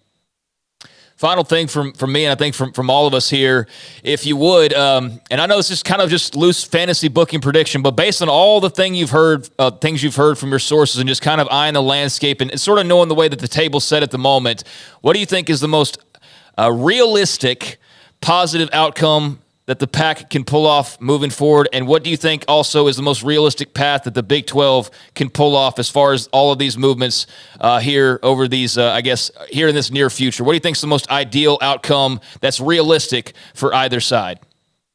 I mean, I think one notable detail that's come out in probably the last 24 hours is that the Big 12 is not going to, it doesn't appear that the Big 12 just has like endless spots to keep expanding. I think now that they have Colorado, they need one more school. And that's good news for the Pac-12, because even if that one school is Arizona, there's not a destination for all the other schools to jump to. So, I think the best case scenario, obviously, for the Pac-12 is Arizona stays, they add 1-2 more schools, and move on with their life. But even if Arizona leaves, as much as that seems like an absolute dire scenario, you're going to have 8 teams. You could add 2 more. You could add 4 more. The conference isn't going to vanish. It's not going to be nearly as attractive a conference as it used to be. But it's not like if you're Oregon State, who put out that ridiculous statement today that they're committed to the Pac-12 as if they have any other choice, like you don't necessarily have to worry that we're gonna have to go to the Mountain West. It's just going to be a very diminished. Still be what we consider a Power 5 conference, just a diminished Power 5 conference. And if you're the Big 12, I mean that kind of depends on who. If you gave George Kliavkoff a truth serum, I think he would love to have UConn and Gonzaga more than Colorado. But, let's be realistic. Football drives the bus way more than basketball. So, I think that the most, the cleanest thing for them is that Arizona does come, and you've got now 2 kind of natural geographic partners, and he kind of achieves his goal, right? He said all along he wants to be in all 4 time zones. Arizona, by the way, is only in that time zone half the year, but it still counts. Yeah. Absolutely. Look, just because they've figured out that daylight savings time is stupid before all the rest of us doesn't mean we have to get rid of it. Well, Stewart, thank you so much for hopping on. I know that we had to move it because yesterday you were scheduled for during the time the news was happening. Right when they voted on it. Yeah. That was quick too, wasn't it? I mean, that was not like any messing around. That was like, hey, we're going to the Big 12, all in favor, boom, and they were out there in like 15 minutes, it felt like. You could tell that the meeting they'd had the day before is where they actually talked about all this stuff. It was already clearly done. All right, Stewart, thank you so much. Enjoy the rest of the summer before the season hits. But really, you're probably working nonstop because we have no idea where the next domino is going to fall from. Yeah. Whenever anybody says, what do you do in the off season? I hate that question. This is what we do in the offseason. Yeah, absolutely. Stewart Mandel of The Athletic, thank you so much. So here on 365 Sports. Coming up next from Action Network HQ, Brett McMurphy. Yeah, I mean, good stuff there from Stewart. Yeah. We did have somebody say that if you don't make him cry, I'm canceling my subscription. So sorry, we didn't make him cry. But no, it was, I think probably really unfun thing to open your Twitter mentions if you were him for the last couple of days, but I appreciate him coming on. And, we addressed, I think, the mudslinging. We've addressed, kind of what has happened and what can happen next. I know Brett's going to delve into that with his side of things as well. And talk about a guy who's taken some arrows over the last couple of years, but do appreciate Stewart coming on. I don't think we're always going to see eye to eye on everything. Like, I don't, think that like I said at the start of the show, I don't think San Diego State's just like a dunk over Colorado and you just move on and you're like, no, we're better off. I don't agree with that, but we don't have to bog down on that. We can see them actually join the conference and then have that conversation because that has yet to happen. So, other than that, man, it's just fascinating. It's fascinating that we're here and fascinating that we've got, actual movement and now all of these new questions that are some cases still old questions like SMU and San Diego State, but with a different twist and certainly a much different sense of urgency than was really there before, because you could argue, well, there's not any urgency. They're all taking their time. Look, we're going to get the TV deal done. It's all going to be okay. And now because of Colorado, yeah, it does feel like you hear that clock ticking in the background in some ways. Yeah, absolutely. I mean, it's going to be crazy. Nobody really knows what's going on and what the inner workings of all of it are, which is why everybody's so curious about it, and we get so much more interest during these times, in what's going on in the offseason in college football. But yeah, we don't have here's the thing. If you don't like what someone writes, that's fine. You don't have to be so mad about it. Stewart came out, he addressed it. We addressed it right off the top and I'm just glad. Here's the thing. Not that I have a lot of bad, I try to rein in some of my takes, because I can get emotional, as you know. I'm just glad that Freezing Cold Takes doesn't have a guy who peels through YouTube channels and radio shows, because I've been doing this since 2005. Oh, buddy. And Big 12 folks had their receipts ready. I mean, shout out to everybody out there. They had pulled those receipts from the last 12, 16 months, and they were ready to rock as soon as that Colorado news became official. Yeah, I mean, we had a guy in the chat room that was really drilling down on me about something I had said 6 months before, and I was like, man, look, I have to do this. We do 275, some maybe more shows a year. I don't know what we do. I don't know the math of what we do and what we don't. Opinion I have based on the facts at hand in December versus the same thing in June, it's going to change. I'm not a guy who believes in isms or absolutes. Everything changes. It flows, It's like losing and gaining weight. You either have to stay on a certain path or you're going to go. It's just how it works. I don't know. So I'm just glad that Freezing Cold Takes, again, doesn't have somebody peeling through YouTube and going. Well, you're basically begging them to now at this point. I mean, you're asking them to do that the more you talk about it. But no, I mean, yeah, things change, things shift. Certainly they did in regards to his opinion and his feelings. And I think it's pretty easy to see why when you tell people that they're not going to be able to basically function and have a TV deal or make much money at all, and then they turn around and are able to survive, and then not only survive, but a year later go and actually pick a team from the conference that was seemingly standing a little bit stronger. There's some bad blood there, but he's owning it. Appreciate him given the insight that he has, but I think he's like a lot of us in that we're all just sort of in the dark, especially when it comes to what the Pac-12's actually doing behind closed doors or trying to accomplish. There's little leaks here and there. You can kind of put two and two together, but it's hard to sort through the noise because there's not a lot of noise with them. I mean, it really is compared to the Big 12 side where you kind of know they're sort of pumping up the volume and putting the pressure on. It's two different tactics. It's worked out well for the Big 12 and not so well for the Pac-12. And you wonder now, do they shift their tactic? Do they become more of an aggressor? And I think he said it. I think we say it or have said it. And I think everybody out there realizes too, if they want to not necessarily stop being the butt of jokes right at this moment, but if they want to survive and flourish, then no more of this, well, it's soon, it's close, put up or shut up. And Colorado told them to do that, and they didn't. And I don't know if anybody else has, but it would not surprise me. And that's the thing that you have to watch now is where are all the eyes looking and who's talking to who and where the hell is this TV deal? That's the question that remains above all, because that's the one that is the centerpiece of this entire saga. Absolutely. When we come back, Brett McMurphy, Action Network, joins us. This is 365 Sports. The future's bright. The time is now. College is what you make it. It's a late-night pizza run and all-nighters coding a new project. It's having big dreams and making them a reality. It's a professor who knows your name and your story. It's preparation for your future, your calling, your life. And at Baylor, it's even more. Baylor, where lights shine bright.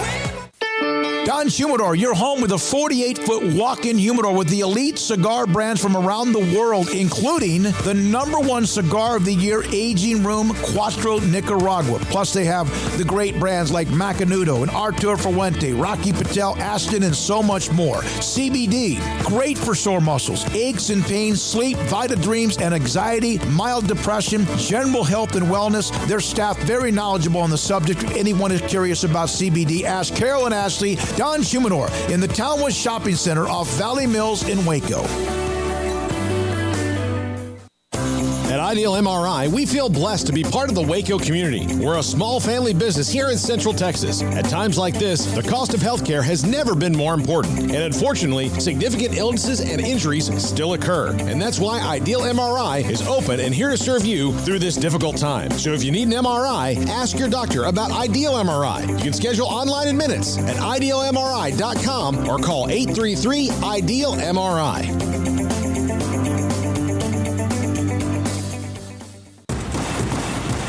Petty Clinic Men's Healthcare in Woodway is now proud to offer you men an exceptional weight management body sculpting product called semaglutide, also known as Ozempic or Wegovy. Semaglutide is an FDA-approved weight management medication. Once-a-week injections of this powerful medication offers an average body fat weight loss of 20% within the first year of treatment. In addition to body sculpting, semaglutide also normalizes blood sugars and has the clinical research proof of reducing blood pressure, cholesterol, stroke, and heart attack risk. If you're like most men and you have stubborn fat that will just not respond to typical diets and exercise, then help is finally here. Semaglutide, affordable, highly effective. Google search Petty Clinic Waco and reach out to the Petty Clinic team today for a free consultation with Dr. Petty to see if semaglutide is right for you. Go to pettycliniclowt.com. After my first car accident, I feared the biggest damage would be to my wallet. I expected a mountain of bills and a long, drawn-out process. But my Texas Farm Bureau insurance agent was there when I needed her and helped me get back on my feet and in my car in no time. Instead of a hassle, I got reassurance and a quick recovery. Stop by and see our agents at one of our 3 McLennan County locations. Coverage and discounts are subject to qualifications and policy terms and may vary by situation. There are 26 letters in the alphabet, over 600,000 words in the dictionary, and just 3 of them said together can change everything. Let's order pizza. Those 3 words lead to dough made from scratch and 3 fresh signature cheeses that blanket golden crust in a heavenly melt on Marco's Pizza that'll blow your mind. So visit marcos.com to order and stop by Marco's Pizza in Belmead, China Spring, Woodway, and in Robinson. Marco's. Pizza lovers get it.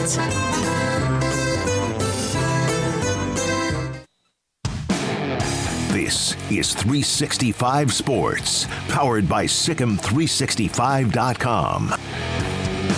The 4 o'clock hour is sponsored by Boozer's Jewelers, the wedding ring store, specializing in custom jewelry and repair, all in-house. Now here's Paul Catalina and Craig Smoak. Welcome back, 365 Sports. Brett McMurphy, Action Network HQ, joins us now. He's been on the show a bunch of times. And Brett, we've been all covering and talking about realignment for a couple years now, this in particular for a year with the Pac-12, since USC and UCLA left. With Colorado leaving the Pac-12 and they're unstable, what do you see as a reasonable path forward for the Pac-9 remaining before we even get into what could happen with the Big 12 in the coming days? Well, I think the best case scenario for the Pac-12 is to get the media rights deal done, get the remaining 9 members to sign it, lock them in for the next 4, 5, 6 years, and then they can take a breath and just, hold on and see if they can survive and regroup and all those cliches. The question is, can they do that, and how much will the grant of rights be worth? And if it's substantially less than what the Big 12 now has, what the ACC has, will some of these guys jump or try to jump to the Big 12? They're in a tough situation. If they do lose one more school, sure you guys saw, I reported yesterday that the Big 12 is not going to stop at 13. They'll have a 14 school in 2024, and they want a Pac-12 school. So if the Big 12 is able to get a Pac-12 school to jump, then suddenly Pac-12 is at 8 schools in 2024. And what makes that challenging for them is, well, they're not going to play 7 conference games for one. So you got to add somebody. Well, who are you going to add? Well, San Diego State, because of their screw up getting out of the Mountain West, instead of paying $17 million with a year's notice, they now would have to pay $34 million. So would any other Mountain West team. Is that doable? I don't know if it is or not. And if they can't get them, then who do they grab? Well, they'd have to grab somebody from the American. Obviously, SMU, Kleofkoff visited the campus. Tulane has been mentioned. Do they go get, one or 2 teams from the American until they can add more in 2024? So they're in a real tough spot. And then either further down the road, it's just a matter of time. Oregon and Washington, I think will end up in the Big Ten. Will it be tomorrow or next week or even next year? No. Will it be 3 years from now? I think yes. So they're in a tough spot right now. And, obviously, if they can get the deal done, that helps a lot. If they can't, then you're going to have to wonder how many will jump to the Big 12. Brett, was last Friday, and when the Pac-12 got together to talk, updates and didn't have anything to deliver really substantial once again, other than just, I guess, kind of vague, numbers or whatever it is that they were presented. Was that just the final straw, or did you think that, the straw had, already broken the camel's back when it came to Colorado?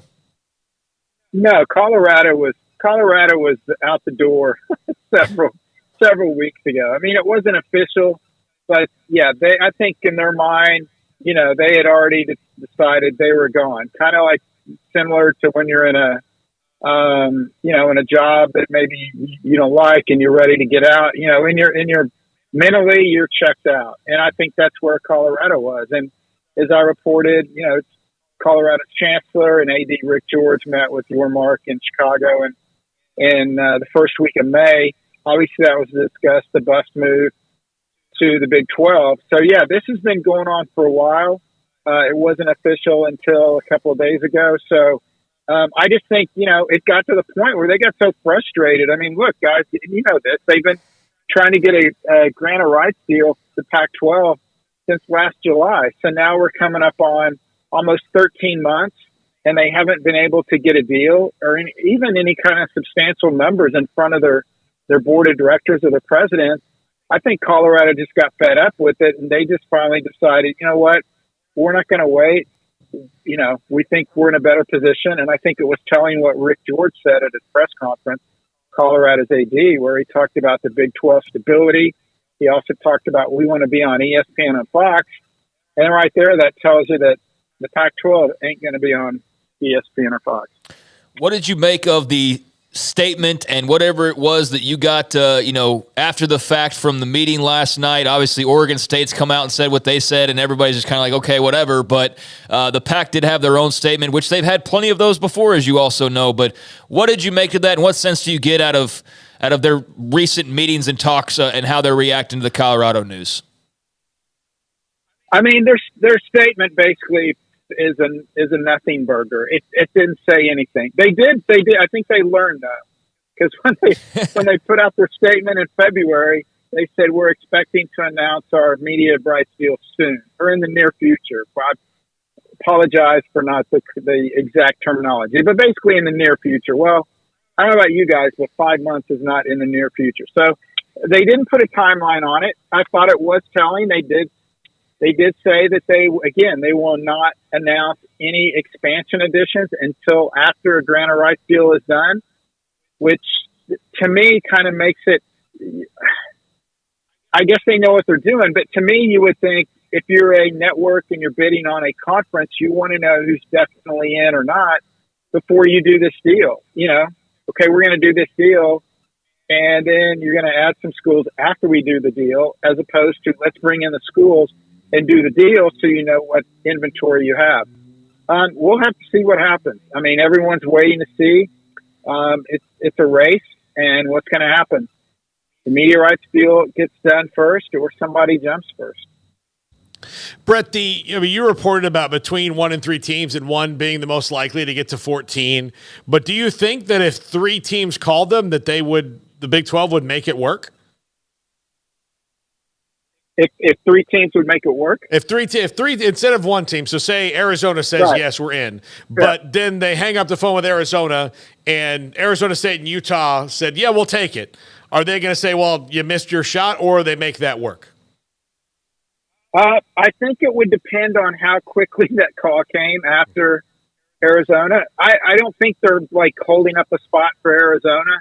Mm-hmm. And, say Arizona State says, hey, we're in. They're going to say, hold on, let me put you on hold. And then they call up Arizona. Hey, Arizona State's getting ready to come in. Are you going to come in or not? I think they would take Arizona State. I think their dream scenario is, I've been told, to get the corner schools, get all 3 of those guys, Arizona State, and Utah. But Arizona obviously is furthest along.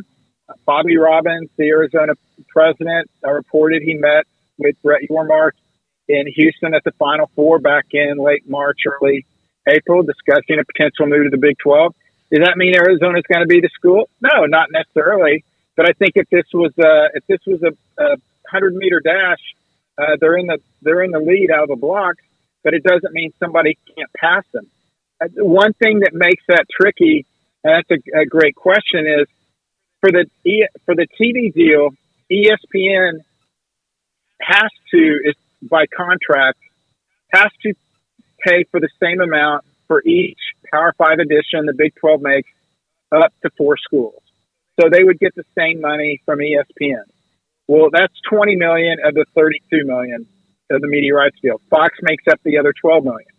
Fox is not required by contract to match the $12 million for any additional members. Fox has agreed verbally that they would pay for 2 additions, the $12 million per school that they currently are paying everybody. So Colorado's good for $32 million. If you bring in another school, they're good for $32 million. The Big 12 would have to get an assurance from Fox that we will match that $12 million for members 15 and 16 to do so. If Fox is not going to honor it because they don't have to honor anything. If Fox doesn't agree to pay also team 15 and 16 the $12 million, then I don't think those schools would make the jump. So that's something obviously the Big 12 has to get an answer from Fox. I do know though that they will be at 14 come hell or high water in 2024. And I also do know that their long-term vision, which in college athletics, long-term vision is, maybe 2 months. I do know that after 2024, the thought is they want to get to 16 at some point.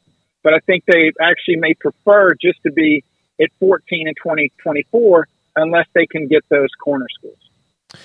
Man, a lot of moving parts here. So there's so many moving parts. How much do you feel like there is a deadline, so to speak, on the part of the Big 12, or are they just simply like sitting back, kicking up their feet and watching the destruction and waiting for the right piece to fall? Or is it like, no, hey, we've got to kind of know things by a certain time and ratchet up some pressure in that regard? I don't think they ratchet up the pressure just yet, and I don't think there is a deadline just yet. But yeah, certainly you're going to need a decision at some point. To put it in perspective, when Missouri left the Big 12 for the SEC, they announced the move in November, and they were in the SEC the next season. So, how far into the season could it go? I think probably the drop dead date, and this is just total speculation on my part, would be around the first of the year. And if a Pac-12 team has not made the jump by the first of the year, then they move on to the group of 5. Or if the Pac-12 signs their grant of rights, then you basically, say they sign their grant of rights by September 1st. Then you move on to the group of 5, and you could probably get a pretty quick decision from them. So I right now there's not a deadline, but it would be fascinating to kind of be a fly on the wall for some of these Pac-12 schools, because look, they want to stay in the Pac-12. Everybody's committed till they're not committed. But this is not the Pac-12 they signed up for. You're no longer playing in the Southern California market. There's no SC. There's no UCLA. You're no longer playing in the Denver market. Potentially, you could lose another school. Potentially, Oregon and Washington may end up in the Big Ten at some point. So do you really want to fight to stay in that league? Or perhaps you kind of think, well, maybe we're on more solid footing by going to the Big 12, and you make that jump. There's not a right or wrong answer here. It's just your preference. But this is kind of some of the questions that these guys are kind of trying to figure out. How do you negotiate in good faith inside the conference if you don't know if everybody wants to be there? Hold your nose and hope, everyone signs at the same time. I mean, that's a valid question, And also the other thing that makes it tricky is, we don't know what the media deal is going to look like. How much of it is going to be streaming? How much is not going to be streaming? For some, for some schools, it may be a deal breaker if a certain percentage is streaming and a certain percentage is not streaming. So you may have issues there. And then you may have some schools like Oregon State or Washington State that's sitting there saying, guys, sign this, because they know they're screwed. And I hate that because I think Jonathan Smith at Oregon State is the most underrated coach in the country. And they're screwed simply because of geography. They have nowhere to go. They have no lifeline. So they want these guys to sign it. I'm sure they would sign a different deal or accept a different deal than maybe Arizona or Utah would. So, yeah, getting all these guys to sign is going to be tough. And as long as it's not invisible links, then they got a shot.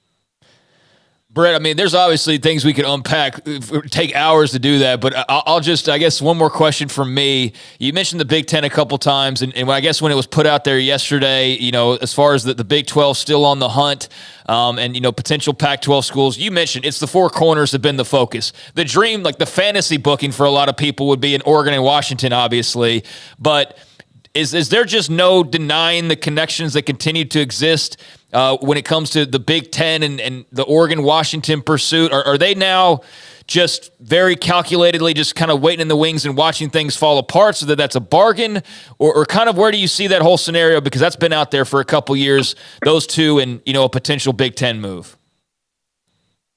Right. Well, I know when Kevin Warren was commissioner that they, back last August, so almost a year ago, that Oregon and Washington, they were cleared and vetted to join the Big Ten. They had one meeting in Chicago, one meeting in Washington, I believe, one meeting in New York with the Big Ten. And they met all the boxes. They checked off all the boxes. The issue now going forward is if you had either of these guys with the new TV deal with the Big Ten, does it increase the amount per school? And from people that I've talked to in the industry, they don't necessarily add more per school by bringing those guys in. So it's kind of a wait and see attitude with the Big Ten now. But I do know that the Big Ten, and it's kind of ironic, I guess, they don't want to, I've been told, they don't want to have the Pac-12's blood on their hands. In other words, they don't want to be the one that killed off the Pac-12 when it's ironic because they're the one that started the fire by getting USC and UCLA. So I think if the Big 12 gets one Pac-12 school, I don't think they go after Oregon and Washington. I think if the Big 12 gets the three corner schools, then I think the Big 10 makes a play for Oregon and Washington because now you can get them on the cheap. You can get them for, probably not a quarter share, but you can get them for half a share, and they're going to make the move, because they've got two options, slim and none, to survive and whatever's left over in the Pac-12 until all the corner schools leave. So we'll have to see what happens with that. But obviously, the Big Ten has to want Oregon and Washington. It's not Oregon and Washington's choice at this point. And real quickly, that's kind of the people are like, why doesn't the Big 12 go after Oregon and Washington? I think they'd love to have Oregon and Washington as part of the Big 12, except for the fact that they realize that whenever Oregon and Washington get that Big Ten invite, they're gone. So do you really want to bring a team to your conference that the minute they get in your conference is going to be kind of waiting for the other date to the dance so they can move on? And I don't think it would be as quick as TCU's membership in the Big East. They were members of they left the Mountain West for literally 2 weeks or a month or whatever it was, and then they went on to the Big 12. And Chris Del Conte jokes with me all the time. He goes, "Yeah, it cost me $5 million to go to a meeting because that was the exit fee." But that's the Big 12's concern with Oregon and Washington. They know that's a very real possibility, and they don't just want someone to come in as kind of a stopover gap for a year or two and then move on to another league. Brett, thank you so much for hopping on with this crazy week this week and how it just ratcheted up so fast. And certainly appreciate you hopping on the show whenever you do. We love having you on. Great work, Brett, throughout this entire process. I mean, you've reported long enough. I just got to know, like, we were talking to Stewart Mandel, and he's talking about all these receipts that people are pulling out. Like, do you keep receipts, or is it just like, man, this is reporting, this is my job, and I knew I was going to be right all along? Do you even pay attention to the outside noise, so to speak, or do you kind of cherish, like, when Colorado moves, like, I told you so? What's that like on your end? Man, I wish I had receipts. I mean, it's and the thing is, like, I'm not going to get on a soapbox, but the thing that I hate about this whole thing on Twitter. And look, people out there, I guess, there's reporters and there's people who claim they have sources and all that stuff. I'm not going to sit here and rip all these people. But what really gets me is when these people come out with these statements that they're 100%, this school is leaving this school. This school has contacted this conference. It's not like it's a speculation. It's that they are 100% reporting fact. Right. And it's like 90% of that stuff out there is garbage. I mean, it really, really is. It's garbage. And so when I report something, it's look, I've told, when I speak at journalism classes and schools and different things, I always say this: I'd rather get beat on 100 stories than be wrong on one. Because when you're wrong on one, nobody's ever going to, it's like crying wolf. And there's so many people out there that the big Pac-12 is never going to lose a school to Big 12. That person the persons that said that, they're speaking their emotions. They have no clue what's going on. And I would see all those, and I probably favorited some of those in the past few months because I knew what was going on. Because I'm like, you guys are dead wrong. There's people that had said Gonzaga will join the Big 12 in a few weeks. That was back in April. Or 6 months later? That hasn't happened. That's not going to happen. So it's hard. And part of it I feel for the fans, because the fans are reading all this stuff, and unless they follow somebody on a regular basis and they just see something, they don't know if it's accurate or not. And I fall into this same trap, and it's such a weird deal. When you see something in writing, whether it's a Twitter post or an article, your mind that seems to legitimize it even more. So when you see all this stuff on your Twitter feed and you're like, oh man, Ohio State's moving to the Sun Belt? That's crazy. How do you know what's real and what's not? But yeah, anyway, that was a long-winded ramble, but it's look, it is what it is. I know that's how it's played, but I just, I know what I'm going to report is factual. It's not speculation. I'm not like when you ask me what's going to happen, I'm telling you my opinion. Right. When I report it, I'm telling you what's happening. There's a difference. And we appreciate it. We do. You've been got it, guys. Great throughout. We really appreciate you, Brett. And I appreciate that response as well. I think that was good. Very good.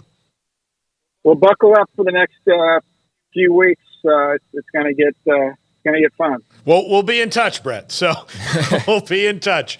Sounds good. Thanks for coming on, Brett McMurphy, Action Network HQ. Actually, one of the things that we got the most play on before, like in Realignment, was him, like, kind of, it was a few months ago, Levi, right? And then, like, it kind of went we had him on like 4 months ago, and he said something that's turned out to be exactly true about how these things work. Mm-hmm. And it was maybe one of the first time somebody had said it in the way that he said it. And we got it like, people were saying, well, this and this, Brett McMurphy said this.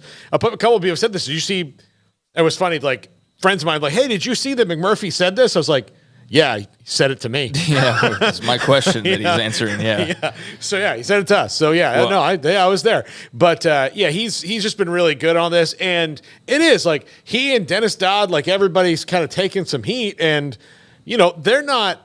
These guys don't get up in the morning just going like, how can I needle this? Like they're not seeking to troll every day, what they're reporting or anything like that. I think there's a lot of goodies in there. Like there's a lot of quotables and a lot of different things there.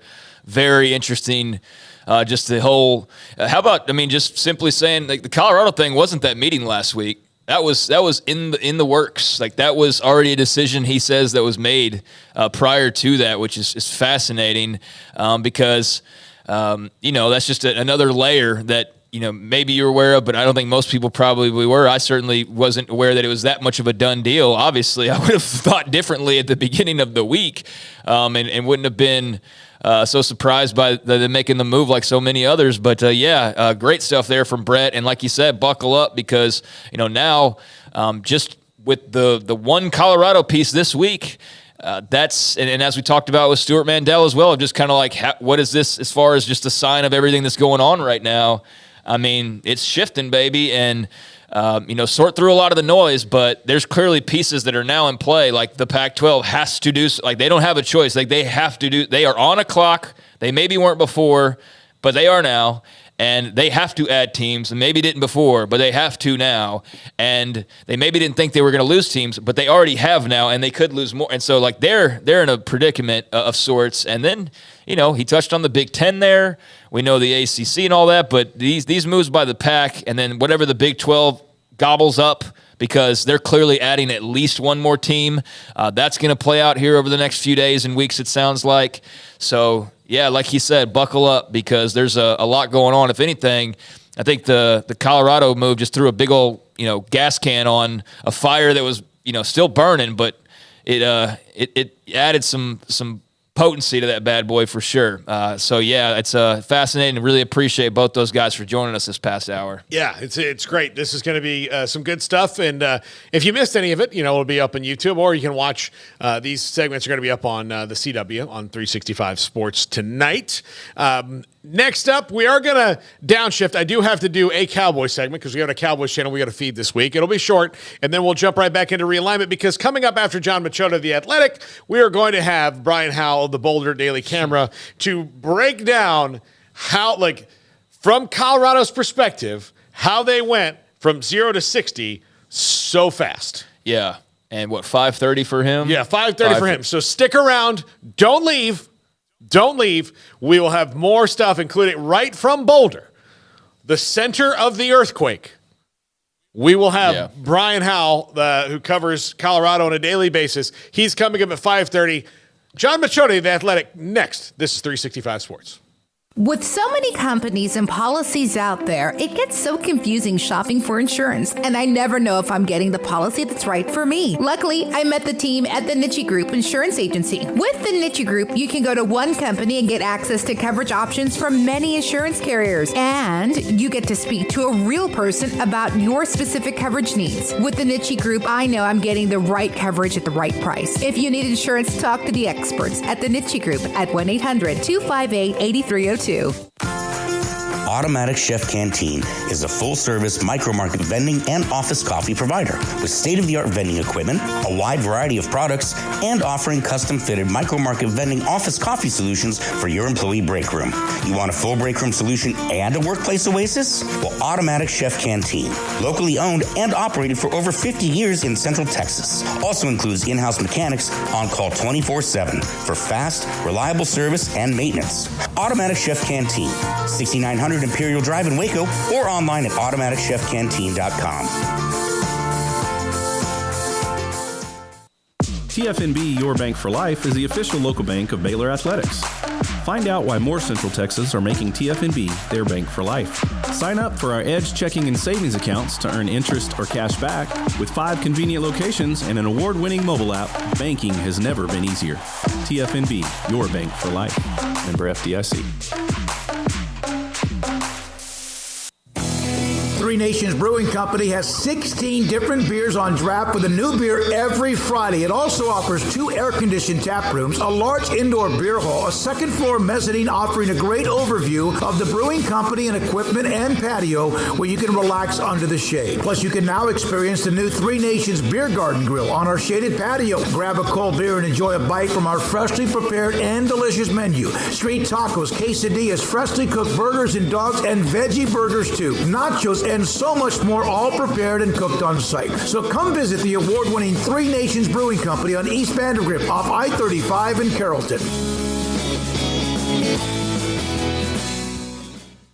Boozers is the wedding ring store and more. If you're ready to get engaged or already married and want to upgrade your wife's ring for a special anniversary, Boozers is the place to go. With the largest selection of premier quality diamond engagement rings and wedding rings in Central Texas. They have 7 cases with over 300 styles of rings from top designers like Natalie Kay. Choose from yellow, white, or rose gold, plus beautiful top quality loose diamonds. With an in-house jewelry, they can also custom make anything you want. Bring in a picture or drawing and let Boozers create your one-of-a-kind pendant or ring. They can even use some of your old gold and diamond jewelry to create something new. At Boozers, you'll find a great selection of quality timepieces, and Boozers is the place for expert watch maintenance and repairs too. They specialize in expert Rolex watch repair for fine jewelry, watches, custom work, and more. Go to Boozers on Valley Mills and Lake Air Drive in Waco. Boozers, the wedding ring store and more. This is 365 Sports, powered by Sikkim365.com. Enjoying the show? Hit the like button and subscribe.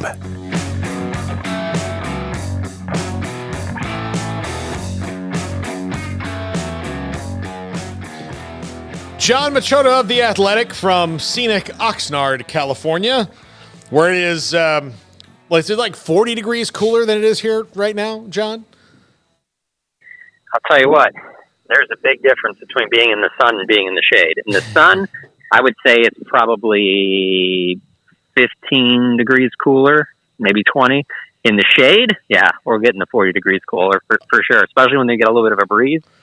That's the best. Oh, I'm living vicariously through you, John. So is Craig. We just absolutely in admiration of you being in Oxnard, a place apparently only the Cowboys know about too. So, because it's not, of all the places in Southern California, it's not really a tourist spot. It's there and it's great. And Ventura and all that. But John, big news at Cowboys camp this week. Zach Martin's not there. He did send them a text that said, "See you soon." What does that mean? Or is that just encouraging, or do you think that they'll get the contract with Zach worked out and he'll be in camp here in the coming days? Yeah, I don't know if it'll be the coming days, but I think when it matters, he'll be out here. Maybe it might not be till maybe the final week they're here, but for me, with a veteran like Zach Martin, I just don't see him missing games. And ultimately, as long as he's out there for games, let Josh Ball and Matt Farniak and others get work at right guard. And Zach will be ready for week 1 against the Giants. That's the most important thing. And I just can't see him missing games. So he hasn't missed anything out here so far. I mean, it's just been walkthrough stuff. They don't get in the pads until Monday. But, yeah, don't get me wrong. You would prefer him to be here. But just getting a sense from being around the players the last couple of days, they all understand where he's coming from. They know how elite he is, and they believe that, much like him, he deserves a little bit more money than he's making. So we'll see where it goes. But like I said, ultimately, I don't see him missing games, and that's what matters. So have you seen anything that's hopped off the page at you the first couple days, even though you said they're not doing anything? You know, the biggest one, and for anybody that follows any, NFL training camp or anything right now this time of year, the things that are going to stand out the most are obviously any injuries, but then the other thing is offensive skill position, like your wide receivers and things like that. That's what does the most traction on social media, the videos and things like that. And it is pretty noticeable that Jalen Tolbert looks like he's ready to make that leap from really not contributing very much at all last year during his rookie season to being the front runner to be that number 4 guy for them, behind Brandon Cooks and CeeDee Lamb and Michael Gallup. And I mean, one injury and all of a sudden, he steps in and he's getting a lot more playing time. And so you might think, oh, number 4 receiver, that's not a big of a deal. Well, in today's NFL, that is. And they're going to give him every opportunity to get that. And it just seems like, just his body language, the way he's been lining up, he's been pretty sure-handed. It just seems like he's in the right places and is just, completely locked in. And that's huge for him because, they need something from him. Noah Brown's not here anymore, and they need more out of Jalen Tolbert than they got last year, obviously using a 3rd-round pick on him. But he would be one guy, and then an undrafted guy, receiver, Jalen Moreno-Cropper. There's just some plays that he's made out here already, and, obviously they're not tackling, and it's not, full tilt like we'll get into Monday, but kind of a right guy, in the right place, right time type thing. And there's totally an opportunity for a guy like that to make this squad, but that would probably be the biggest thing. That it's just too difficult to make a big, blanket. Oh wow, look at how this offensive lineman or defensive lineman's playing. I mean, obviously Micah Parsons is blown by everybody, but for the most part, it'd be those guys. John, Donovan Wilson out for a few weeks. May be ready for the start of the season, but do you think that means more Marquise Bell, and they see what they have with him? Absolutely. He was the first one up in practice, and going into this training camp, I had heard that they were very high on him, and got him into the mix, last year a little bit, undrafted guy, and there's no question that this is going to be a big opportunity for him. And also with Israel Mukuamu out for a few weeks as well. So those guys should be back, like you said, for week 1. But yeah, Marquise Bell is the number 1 guy, the next man up. And it's really an interesting thing when you look at the safety position here because, we had talked about this a few years ago where it was probably the least amount of investments put in any position of any team in the NFL, the Cowboys at the safety position. And now all of a sudden, you got J-Ron Curse and Malik Hooker, Donovan Wilson, Israel Mukuamu, Marquise Bell. So there's a lot of bodies there. If you're to have to absorb an area with a few injuries that aren't long-term, safety is certainly one of them for this team. John, do you think linebacker, running back was where they may add here in the coming weeks if they don't like what they see past the first couple guys? Yeah, that's a good question. I would probably lean a little bit more towards a running back, and that would just be if, it just doesn't look like anybody is on that level to be the number 2 guy behind Tony Pollard. But even there, I kind of feel like they're going to let it play out through at least some preseason games and see how those guys work there. Even if Tony Pollard was 100% healthy and didn't get injured last year, he's not a guy that's going to get many touches in the preseason anyway. So it's always going to be about those backup running backs. But it means a lot more this year because that player that kind of wins that job, and maybe it is a committee, but I think it'll be one guy kind of emerges, whether it be Ronald Jones or Malik Davis or Deuce Vaughn, or maybe it's a guy that's not on the roster yet. That is going to be a spot to watch during the preseason because it could be a pretty valuable one here. As far as linebacker, it's just pretty clear cut. It's Leighton Vander Esch and Damone Clark as your starters, and then behind them, the next 2 up are probably Jabril Cox and DeMarvion Overshown, who they took in the 3rd round. You ask any of the coaches about Overshown, and they just can't say enough about how he's been preparing and what they've seen from him behind the scenes. And so I think they feel better there than, last year at this time when, they went out and signed Anthony Barr. John, what's realistic, expectation-wise, and just what have been your takeaways from seeing Deuce Vaughn? I saw a clip. It might have been on your timeline the other day, and we obviously know he's not the biggest guy in the world, but it was just like, man, it's just crazy to see him out against NFL guys. What have you thought about what you've seen and what it all means in the long run?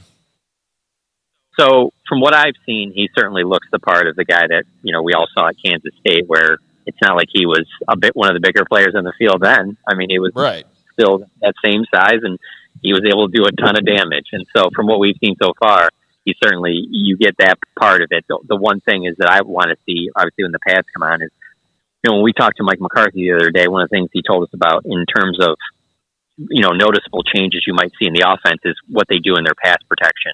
And I'm interested to see how, Deuce Vaughn picks up a blitz or in those type of situations just because he is a smaller guy like that.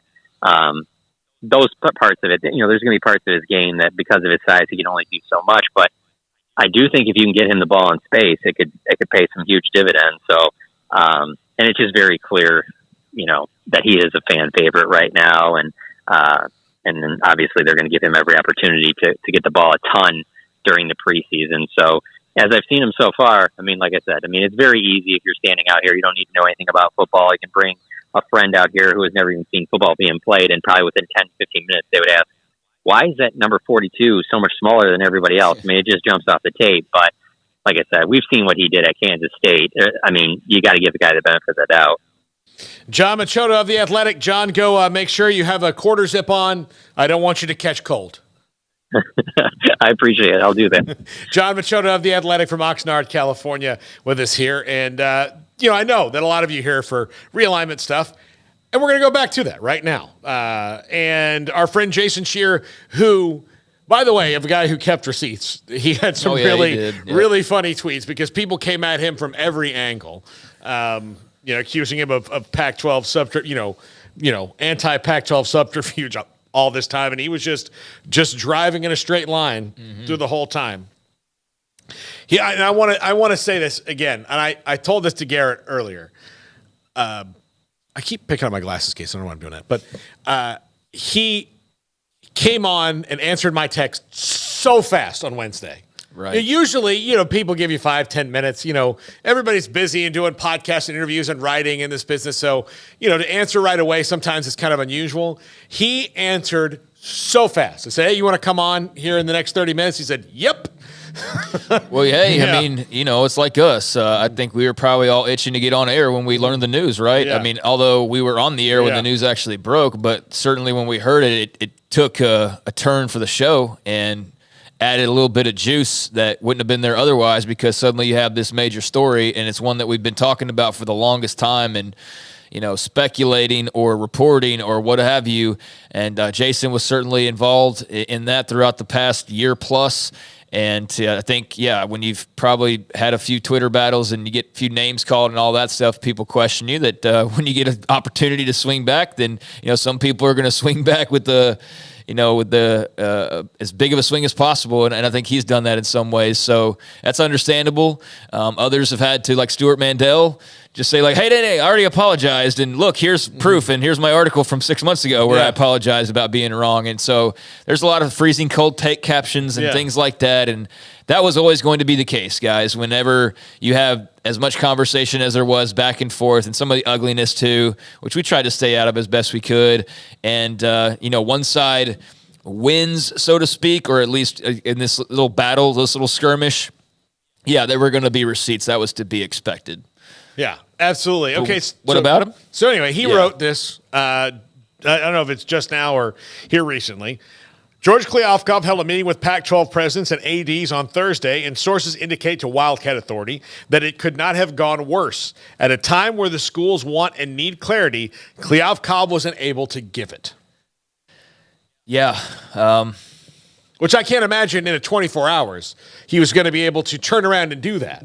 After no less than that. When Colorado leaves and they're announcing they're leaving, it's not like he could just go back to the networks and be like, hey, let's get this done quickly. And then that's, what was fascinating to me is when we talked to Mandel and we talked to Brett McMurphy, and what we talked to Pat Crakes about, and what I brought up a couple times now this week of the whole order of this still doesn't make any sense to me, and it doesn't make sense to them either. Yeah. The whole negotiate then expand, nobody seems to. I know Patrick had his take on it, but I think a lot of us are still very confused by that I guess chain of events, and it just seems like it's a little backwards, if anything. But how quickly could they react in less than 24 hours to a school leaving? I suppose they get called up and said, SMU, San Diego State, come on down and let's announce it the day after. And that would have faded some of the I guess, angst and insecurity and just anger probably in some cases. But it's you can't just work that quickly. And, with this whole TV deal still out there, guys, what are you even telling them? What are they signing up for? How many games do they have? Where are their games? How much are they getting paid? I know SMU at this point, based off their Twitter people, they don't care. They'll just buy their way in and figure it all out later. But there are still questions that need to be answered. You just don't blindly fly into something. And so there's still I think flying half blind at best case, and I don't know how that gets solved and how it does so in a short amount of time as far as the TV deal in particular, which is the whole, nucleus of this entire thing and why we're even still talking about this. If they had secured something months ago, this would be a non-factor. We'd be talking about, let's preview Conference USA Team B or whatever, and instead we're talking about Colorado leaving. So, I would imagine there's a lot of distrust. I'd imagine there were probably a lot of people wanting answers last night and didn't get any, and that just adds to the frustration level. Now, we know some of them can get frustrated beyond oblivion, and they don't really have a choice but to sit there and just remain frustrated. Others, they have a little bit of a different choice, and you just wonder how much push people take before they're finally tired of getting pushed. And we know Colorado decided they were going to be the first ones to push back, and you just wonder, okay, who might be next? And that's this whole house of cards right now that they're dealing with is, how sturdy is the foundation? How much can we really build any structure on this? And what kind of tools are we working with here? Mm-hmm. And nobody seems to know the answer to any of those questions. But we do know now they're working with 9 teams rather than 10 like they were at the start of the week. Yeah, I think the other interesting thing taken away from McMurphy in particular is, ESPN in for a full share up to 4 teams. Yeah, that was good stuff. But the Fox has only agreed for 2 teams right now.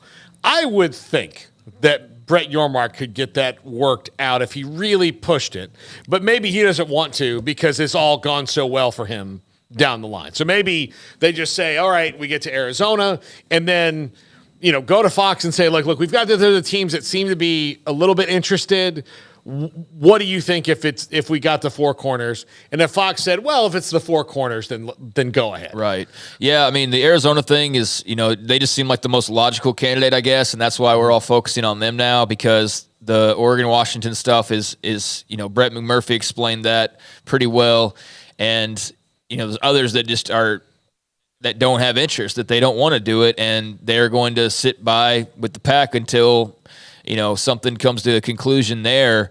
But yeah, I mean, I'd imagine that every scenario under the sun's being discussed. The great thing, I would think, that not being somebody who's been in those rooms and knows what those conversations are like, but I think the great thing is now he's got proof. Like, look, we've moved a team, and we can move another, and you can trust that there is something to that.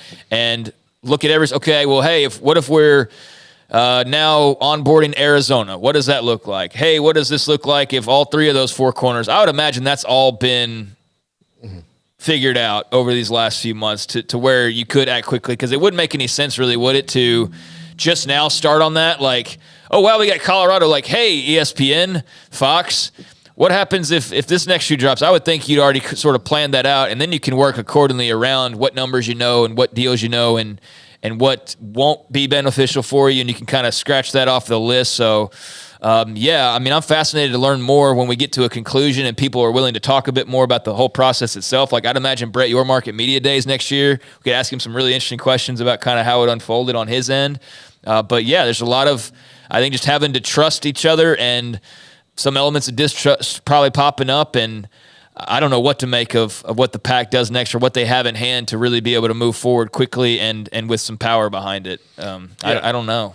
Yeah, I don't know. Like, it's, again, these things can go, fast or slow or whatever it is. And, like Jason Scheer said, he expects the Big 12 to kind of push Arizona the same way they did Colorado, or anybody else they've talked to. Arizona, obviously, maybe a little further down the line. For all the deadline talk, didn't Brett McMurphy just debunk that? He just said, like, Colorado was in agreement for months, basically, is what he just said. Mm-hmm. So I know that there was a lot of the deadline discussion of, like, they ramped up the pressure or whatever, but he kind of said otherwise there. But no, yeah, I think that there will certainly be a point where if you're the Big 12, you got to know something by some time or another, or you need to move on. And I don't know what that would look like or how quickly they would want to deliver that. I mean, I think you kind of wanted to sit on the Colorado thing this week and celebrate that and let the other stuff play out as it will. And hey, let others do the work for you. Let them not deliver. And that way you're like, see, we're still here. We've got our deal. We've had our deal. We know our deal. You keep getting drugged along. Now it's another 2 weeks. Now it's another month. Like, hey, Arizona, like, what's what over here. You're still begging for questions over here. How long are you going to remain patient before you're like Colorado? So I'm sure there's a lot of that going on, but I don't know that you dial up that pressure right now, because you don't really need to. You can just kind of sit back and admire your own work and what others may do as well that could benefit you.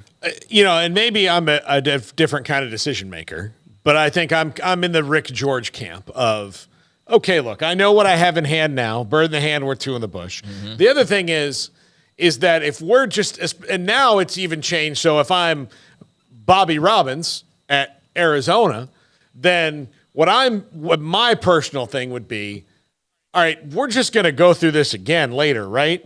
So where am I less likely to have to scramble 5-6 years from now? And the answer for that is the Big 12. It's not the PAC, because right now they can give you nothing, so they can't even assure you tomorrow, much less 5 years from now. Yeah. And the Big 12 necessarily can't either, but they have a better shot at that selling point, especially if you've got everybody kind of in all together like they have. I was going to say, 5-6 years, they're coming up on their TV deal again. So there will be questions there. Yeah. So, even for the Big 12, you're going to have to figure that out. But yeah, right now is what matters. And I think you're just looking for stability. And, if you're having this much trouble now, what does that deal look like? And then what's it going to look like in 5 years from now when the Big 12's like at 14 or 16, whatever teams, and they're buddy with Fox and ESPN, and they've kind of already, done their side of the deal, and it could probably pretty simply do it again. And I don't know. But, we unwrapped a lot there with Brett. I think the whole Oregon-Washington piece and why the four corners are such the focus of, just the fact that they're realistic. Hey, Oregon, Washington, we could probably, convince them to join us for a couple of years, but then what? Then, the Big Ten comes calling and they're out of here. So that's why they don't do that. I've seen that speculated or mentioned previously, but I feel like this week it was all of a sudden like all hands on deck, like anything's possible once again, but that still seems to be the case with those two schools. I don't know how realistic it is for another Pac-12 school, but certainly in Arizona in particular, has to be feeling some of that heat that's not just natural to the state. It's in this time of year. It's coming from just their situation and needing to secure their future. And Colorado decided we're gonna secure ours. And best of luck to everybody else. And now the game moves on. And who's going to be the next to make that move? Fascinating stuff. You're only all in it together, right? When that's the best option.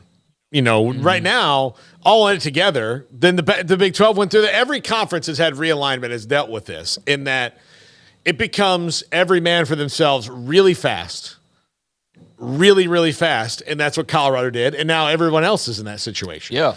There's, like Oregon and Washington, Oregon State and Washington State, like, where else do they, they're kind of thing like, well, we have to really drill down and make sure the PAC stays together because our options due to geography are super limited. And then you have the four corner schools that can go, well, we've got options. Stanford and Cal who are like, well, I don't know. I almost forget about them, honestly. I really do. Like, I don't even factor them into any of these equations. I mean, I suppose that the Big Ten could come calling one day because Stanford academics are so great in the Olympic sports and all that. And I guess to a lesser extent or to the same extent, I don't know, with Cal, I don't know how they're viewed. I know how they're viewed in Big 12 country, and it's not great, but I know that that's reciprocated on the other end and really is the root of it all, is the Cal feeling towards those same folks. So, I almost forget they're even a part of this. But, yeah, I mean, that's all the questions that are being asked right now. And, we certainly don't have the answers. And I think in many cases it's now been proven that a lot of the folks in these positions of decision makers and people of power, they don't have all of the answers. Clearly, Rick George didn't have the answers that he wanted. DeStefano didn't have the answers that Colorado wanted.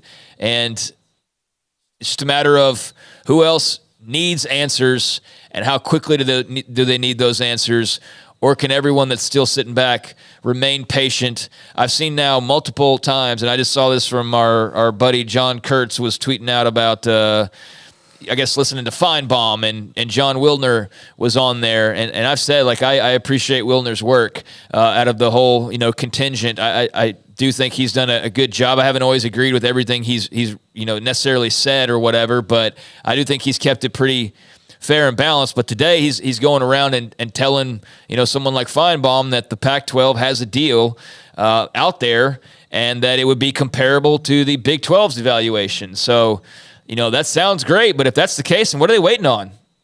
like what is the holdup if that's the case? And I guess we'll find out soon enough, because that seems to be something we would try and get finished here pretty quickly given the events of this week. But, that's still the messaging. I feel like a lot of the messaging, though, at this point, you can just take it for whatever you want to take it for, because a lot of it's been bupkis, it's been BS, it's been propaganda, and not from Karen and Endeavor, but from the party who wants to label Karen and Endeavor as the big instigators in all of this. And look, sure, they had a role in this, just the whole workings of everything, and did it really well, clearly. But some of this stuff, I don't even know what to believe when it comes to the Pac-12 and their TV deal, because we've heard it all over the last year and nothing has changed, other than now they've lost a team as a result of said TV deal, and they might lose more. But, I guess that depends again on who you want to believe here.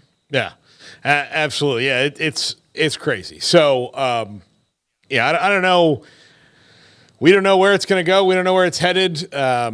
I just know it's wild to talk about, and I can't wait for the next shoe to drop. I hope it's not over the weekend. I hope it's actually on Monday. I hope it's soon. That'd be great. Yeah. But that was one thing Brett said, was like, as far as what was he talking about, where before football, having a Pac-12 TV deal, right? He's like, you'd think you'd have it before football season, or would need to have it before football season to crater any chances of there being more of an exodus. 4 weeks. That's 4 weeks away. So yeah, I mean, maybe something happens as quickly as this weekend. I don't know. Like we just got done kind of talking about, like, we don't know what everybody in the room's feeling right now. They met last night. Nothing really changed except for Oregon State came out with a statement of unity. The conference came out with like their fourth statement of unity in the last year.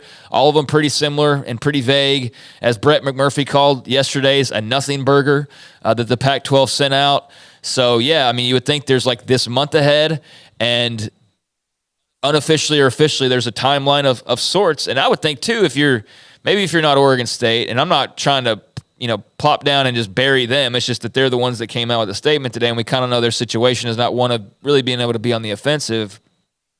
I mean, I know you don't necessarily have an off-ramp, but I think even you're going like, yeah, we need to see something in the next month, George. We have to see something to inspire confidence, because we're putting out these statements, and, we're being supportive, and it's dragging out a little bit too much for our liking now at this point. I know, again, they're not operating from a position of power, but yeah, I feel like there's obviously an edginess that's developed and has only increased this week. So I guess the shoe could drop this weekend, but man, who the heck knows? Because this is obviously involving a lot of different, it's not just a Big 12, Pac-12 thing, as we talked about. I mean, this does extend into other avenues as well. So interesting times for sure. Well, we will talk to Brian Howell, the Boulder Daily Camera, coming up next on how the first shoe dropped with Colorado. This is 365 Sports.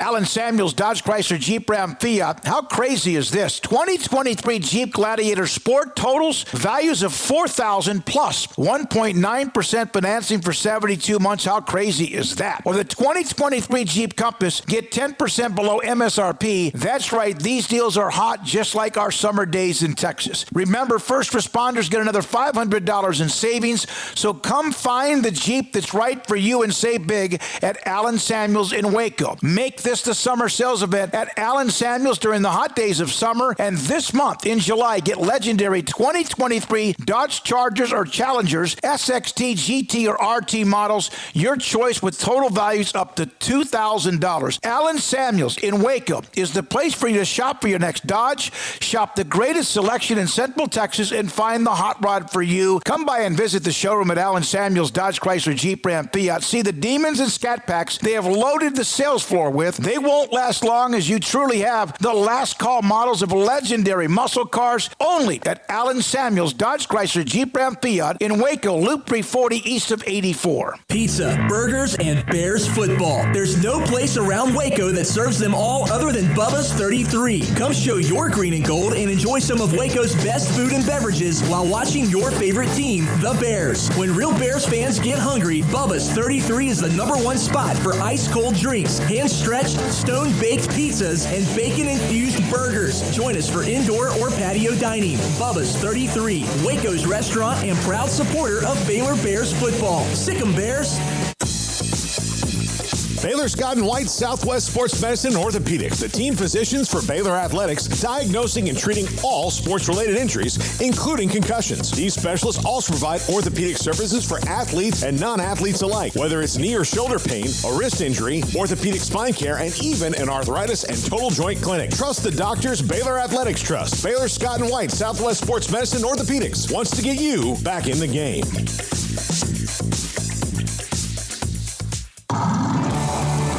Waco Custom Marketplace is your hometown grocery store with a full-service butcher shop and bakery. Hi, this is David Smoak. The butcher shop can take your customized orders for seafood, pork, and poultry and custom cut your favorite steaks from bacon wrap fillets to T-bone to bone-in ribeyes. Cut specifically the way you want. They have Norwegian salmon fillets, catfish fillets, sliced ham or turkey and lunch meat, variety of cheese available, and several options of sausage links. Fresh chicken breast or whole chickens, sliced bacon, pork chops, ground beef, marinated beef, and chicken fajitas, and always large briskets available, plus fresh vegetables. So the great product, customer service, and family tradition of the Bauer family continues at Waco Custom Marketplace, open Monday through Saturday. A full-service butcher shop and bakery available. Waco Custom Marketplace, 425 Lake Air Drive in Waco, or WacoCustomMarketplace.com. When we moved to Texas, we were like fish out of water. We didn't know anyone in our neighborhood until our Texas Farm Bureau insurance agent came to the house. She was so helpful and reassuring, a friendly face with that Texan hospitality I'd heard about. When we purchased a Texas Farm Bureau insurance policy, we knew we were making the right choice. We knew our family would be protected. Stop by and see our agents at one of our 3 McLennan County locations. Coverage and discounts are subject to qualifications and policy terms and may vary by situation. How did Edward Jones become one of the biggest financial service companies in the world? By not acting that way. Financial strategies, one-on-one advice, it's a big difference. And that's why Brad Wilson, your Edward Jones financial advisor, makes sense of investing. Experience the difference for yourself. Brad Wilson, 250 Sharon Drive in Woodway, 254-776-4337. Edward Jones, member SIPC. This is 365 Sports, powered by Sikkim365.com. The 5 o'clock hour is brought to you by Edward Jones Investments and financial advisor Chuck Verno, who'll navigate you through today's financial climate. Edward Jones, making sense of investing. Now here's Paul Catalina and Craig Smoak. The first person I sent a text to when the Colorado news dropped was Brian Howell of the Boulder Daily Camera. And it was an absolute Hail Mary. But look, sometimes, and Colorado knows this, sometimes you catch the Hail Mary. So I was trying to have my Cordell Stewart to Michael Westbrook moment on Wednesday, knowing it was probably not likely that he was going to have to scramble. But he does join us now, Brian Howell of the Boulder Daily Camera. And Brian, this is... always wild when realignment comes about. You've had to deal with this before when they left to go to the Pac-12. How did this ratchet up to full speed from Pac-12 media days until Wednesday when this dropped? Well, I think behind the scenes it was, picking up speed from what it sounds like. I think really it's the Pac-12 not coming through with the deal and not even coming through with numbers to present that. I think Colorado just grew impatient and was like, you know what? We got to move. We got to go somewhere where we can have some stability, and that's what they get with the Big 12. They don't have it right now with the. Brian, did you get a sense last week when? Did we lose him? Yep. Okay. Darn those mountains. Yeah, that was. Could kind of tell that was probably what happened when he flickered there at the end, and yeah, we're on the air with the dial-in. So we'll get him back on and try to. Relaunch that interview when we can. But yeah, it could be the Rocky Mountains for all we know. Very well could be. I don't know if we can. You would think the cell towers would be up higher. I would think so. I don't know if that's how it works. Yeah. I'm not sure. I don't do science. But Brian rejoins us now. We lost you for a second there. So you were saying that these things were going on behind the scenes for a little while and no numbers, and that's what hit the gas? Yeah, I think so. I think that was probably the final straw for Colorado, was just not seeing any numbers and not having a deal and just growing impatient. I mean, they've been frustrated with the process a while now, and I think that, once you got through media day and there's no numbers, it was kind of all right. Let's get this done and move on. So, Brian, what was your reaction, and when did you get a sense that, all right, this is actually happening? Because a lot of people saw the way that, Rick George got out of there pretty quickly last Friday at Pac-12 Media Days and was like, oh, man, what's going on here? Did that set off your radar, or did you kind of know even prior to that, like, hey, this is actually fully in motion now? Where just kind of give us your unfolding of events from your perspective. I didn't fully know this was going to happen until Wednesday when the news was breaking. I mean, I knew to be on alert for something, and I was kind of told a couple weeks ago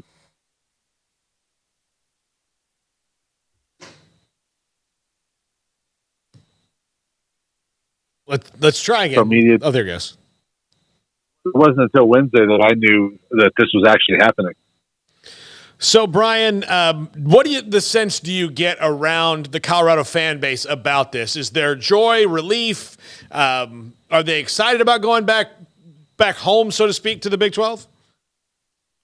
I think it's mixed. There are some of those fans that miss some of the rivalries, which a lot of them aren't even there anymore. But they still miss some games with K-State and Kansas and Baylor and Oklahoma State, teams like that. But I think there's still a lot of them that are going to miss the Pac-12, and they miss some of those schools and rivalries they've started to build over the last dozen years. They're going to miss that a little bit. But I think for the most part, what I'm sensing is that fans just want to see you to be in a better spot for its future. This is what it is. So I think it's the Big 12. Brian, how much influence do you think that Deion Sanders had? And I know a lot of people will say, well, hey, how's he helping with a conference decision when we don't even know how long he's going to be there? But it does seem like there had to be some level of influence there. How much credit do you give, or how much weight do you put on his part in this thing? I think it was a very small part. Rick George was asked that question yesterday, and I certainly think that his profile, and Brett Yormark even mentioned that at Big 12 Media Day, that certainly they've elevated their brand in the past 9 months, and that makes CU a more attractive brand.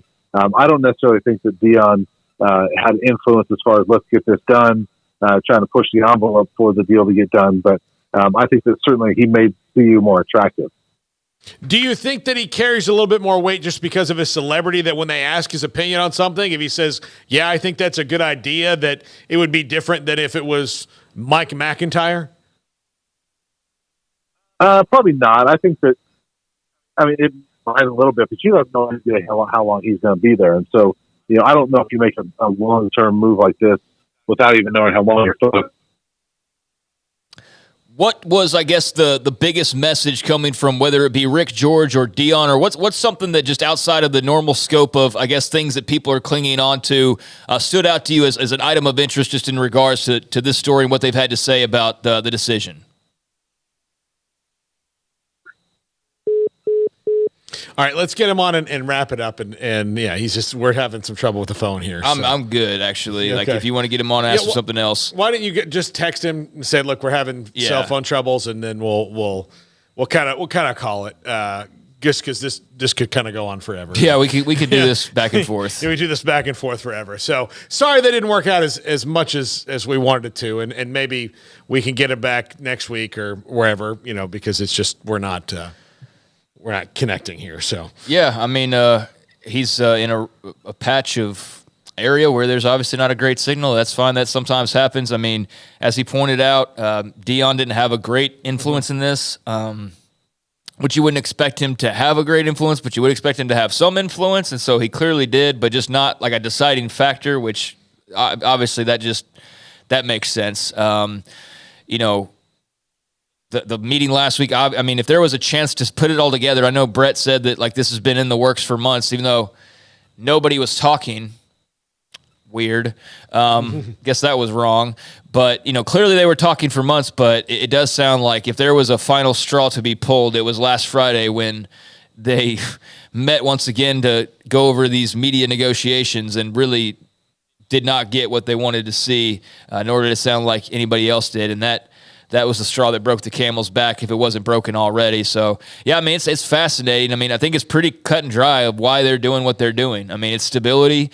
It's a return home, so to speak. I do think there's obviously going to be Colorado fans that would much prefer, whether it's the road trips or just the new rivalries or, the buddy rubbing elbows education-wise. Like, there's going to be that crowd. But, from an athletic standpoint, it seems pretty black and white, cut and dry of why they decided to do what they did. Like, hey, had the Pac-12 come along at some point in time, presented a number that was worthwhile and said, like, hey, here's the deal, here's where we're playing, here's who we're playing, here's who's a part of it, all that, then we wouldn't be talking about this over the last few days. But that's not what happened. And instead, Colorado just said, like, we'll be first. Fine, we'll be first. And if we don't sink it, that's fine too. Good luck to you all. But we're not going to stick around and see how this party ends. And I can't blame them, and I don't think anybody really blames them for doing so. Yeah, absolutely. All right, let's do some super chats. Sure. That we did not get to earlier. Chris, who's second one we didn't get to. Thank you, Chris. The only play for the ACC schools would be to grab all the existing Pac-12 schools and merge the league. That only makes sense if ESPN commits to pay more. But you're merging leagues. I mean, that makes it right now 24 teams, right? 15 ACC teams, 14 ACC teams. 14, 15 would be Notre Dame. So yeah, I was like 15. Yeah, I keep thinking Notre Dame, like I'm thinking basketball too. Like right, because Notre Dame's there. Like when you think about the ACC list, Notre Dame's in except for football. So you're talking about a 23 team league that would hardly play each other. On opposite ends of the country. Yeah, on opposite ends of the country. And while some of those games would be great, I don't know if that does anything for ESPN, who has no impetus to give the ACC more money. Right. No. The contract is good for a long time. Here's the other thing is those TV windows. Where are those coming from? I mean, that's the thing. If you're North Carolina, do you want to play Cal at 10 o'clock p.m. your time? Well, I mean, there's that. Yeah. There's also just like you've already got your own games that are set up. Like how many more are you adding and where are we putting those and who's watching them? And like Cal at 10 o'clock at night Central Time on UPN or whatever. Like, I mean, I don't know what that would look like. I mean, the ACC obviously jumped on board with the CW. We know that they were rumored with the Pac-12 there for a little while. Maybe there's some like discussion of the possibilities there. Like I can see where the connections are being made. It just seems like it would be a lot to sort through and difficult to try to untangle quickly at least. But yeah, I mean, I suppose that's something that could be on the table. Nobody from either side has really stamped that out entirely and rebuffed it that I've seen at least. But it just seems like logistically it would be a bit of a challenge. And if you're the ACC, I think you'd have to get some pretty big assurances about what you're getting out of the end of the deal, because basically you're playing hero to the Pac-12 in so many ways, because that would, to me, be a deal where you're doing that as sort of your last-ditch effort to just survive. You'd rather just have it on your own, unless I guess that would just be so much more lucrative, but why would it be? Yeah, well, I mean, there's just a lot of wild card questions there that would have to be answered. And also, if you're Jim Phillips, how do you sell that to the fan bases? Yeah, why is North Carolina excited about, okay, you play Oregon and Washington, but do you play both of them? Do you play them every year? There's 23 teams. Yeah.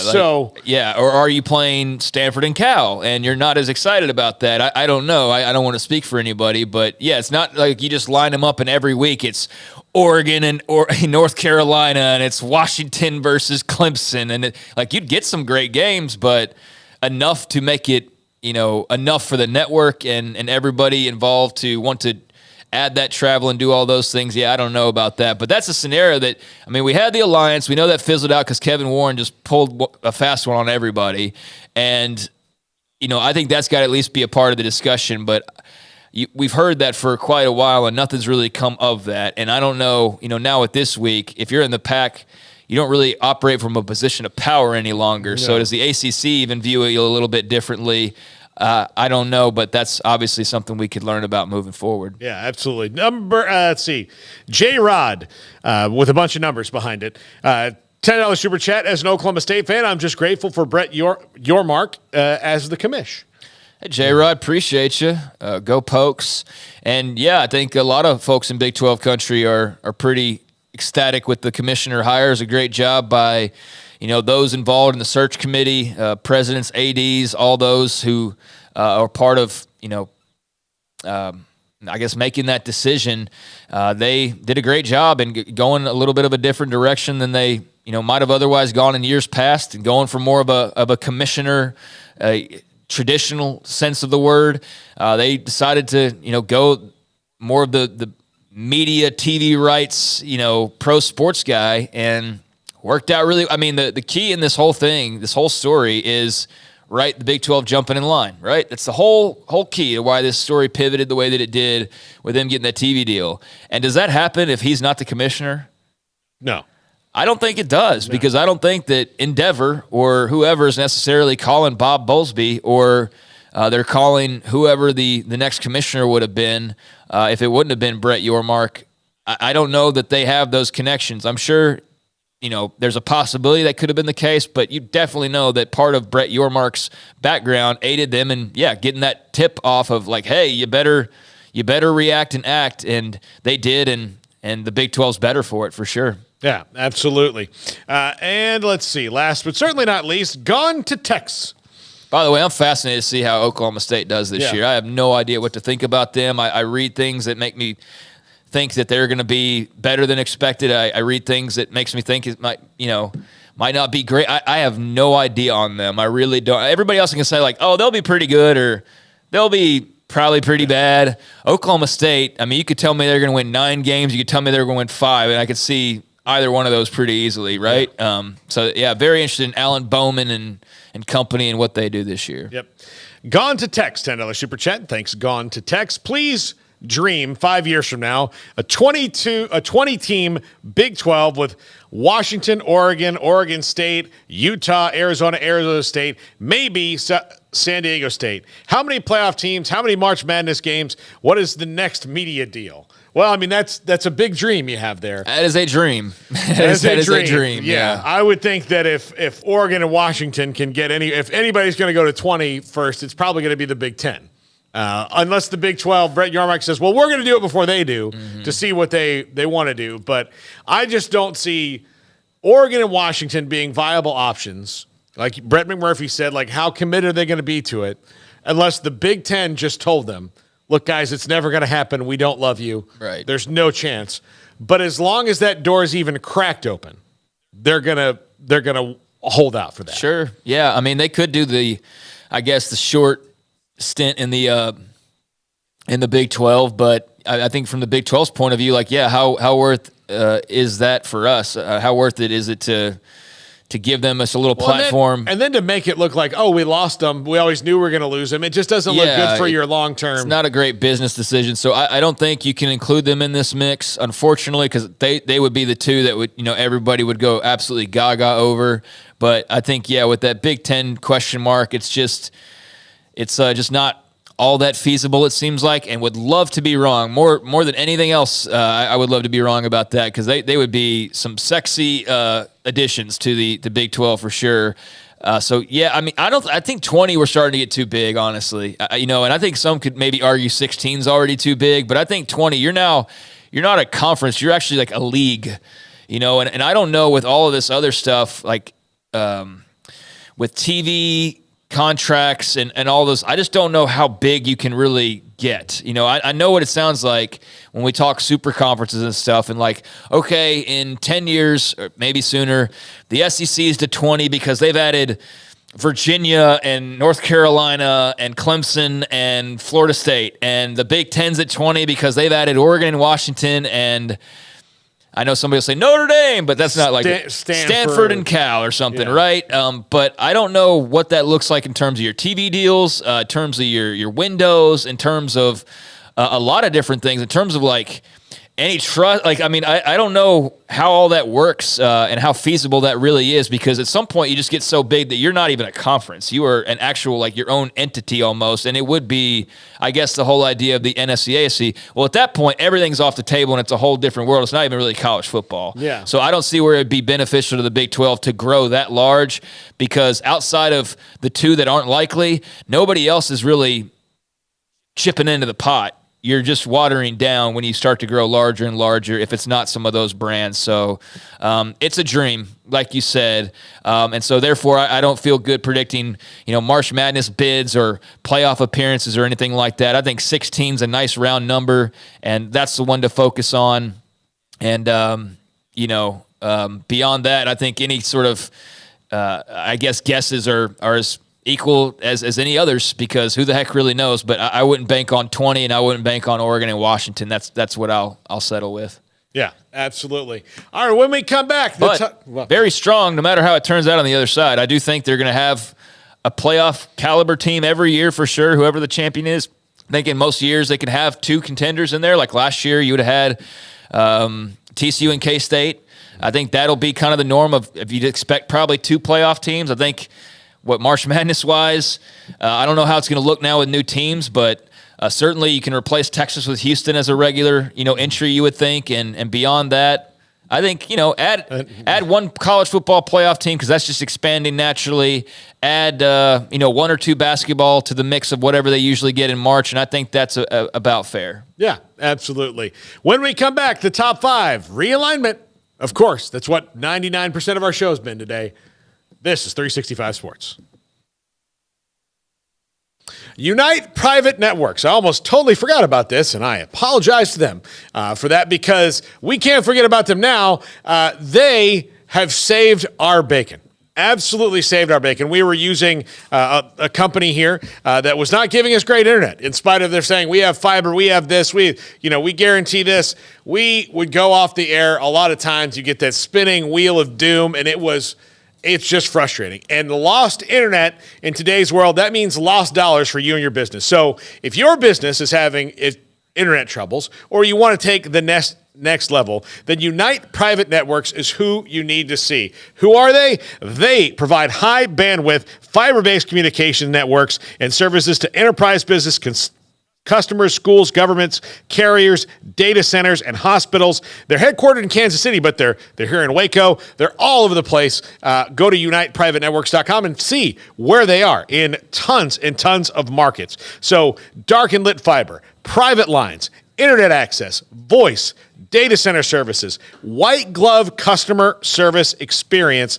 They, look, when our other provider would go off the air, we'd lose it. I'd be we'd be in the room hoping they could do something in like 5 or 6 minutes for us. One day I was on the phone literally for an hour and 45 minutes. I didn't get home until 7 o'clock because I was trying to drill down when you're going to come and fix this internet.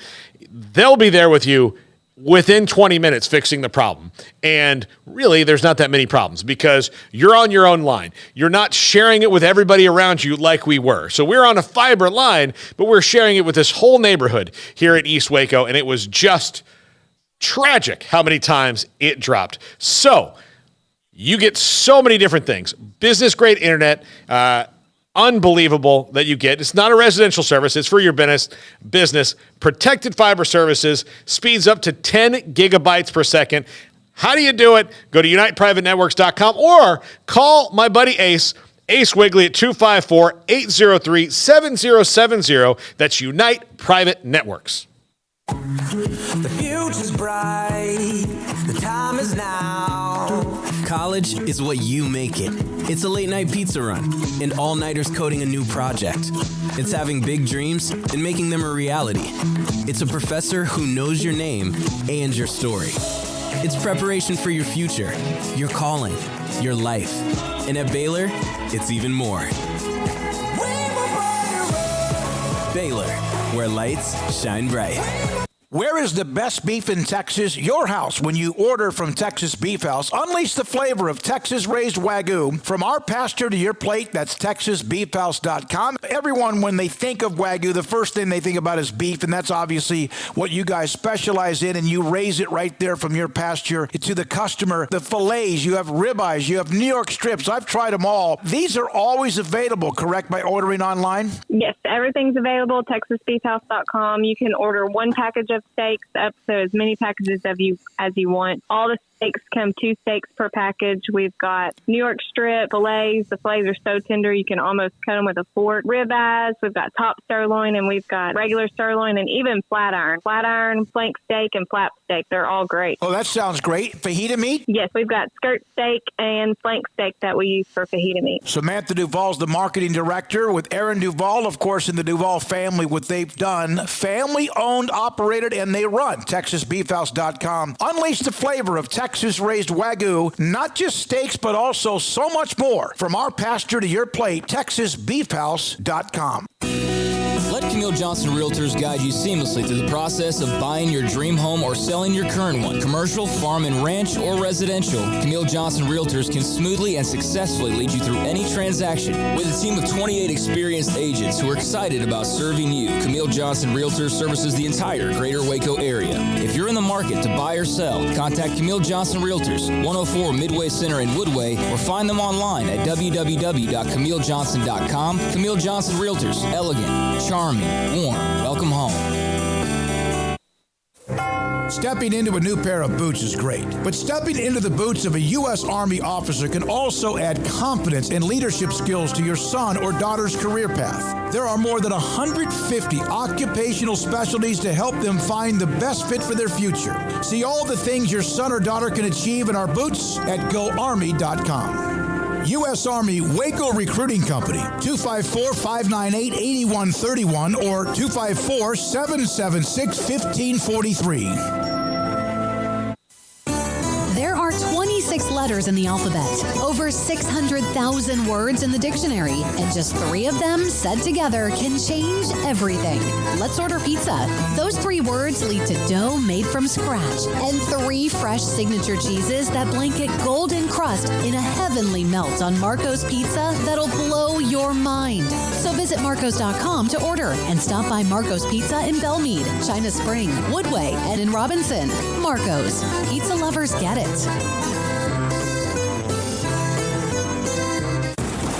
Did you know that 1 out of every 4 men have symptomatic low levels of testosterone and don't even know it? And if you think you're too young to worry about it, guess again. Low T levels can make you feel tired and grumpy, raise your cholesterol, and cause weight gain. Petty Clinic Low T can set up same-day blood screening and results. So if you're tired of being tired, call or go online at pettycliniclowt.com. It's a private clinic with an atmosphere catering to men. Affordable, only $165 a month, including lab work, office consultation, testosterone injections, and follow-up visits, compared to $300 or more a month in Dallas or Austin, and you don't have to drive 90 miles one way or the other and fight the traffic. Petty Clinic Low T has board-certified physician consultations and will provide the best form of brand-strength testosterone. Contact Petty Clinic Low T for increased energy, improvement in sexual desire and performance, mood, concentration, even a decrease in body and belly fat. Just off Highway 84 and Old Hewitt Drive in Woodway, pettycliniclowt.com.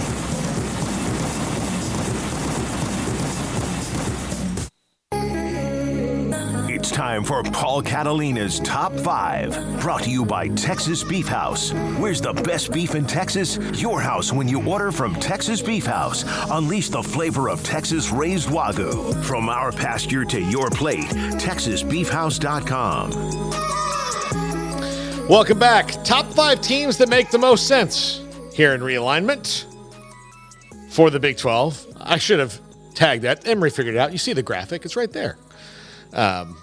He knows what I'm talking about. We have a second hand that we go by. So, number 5, UConn.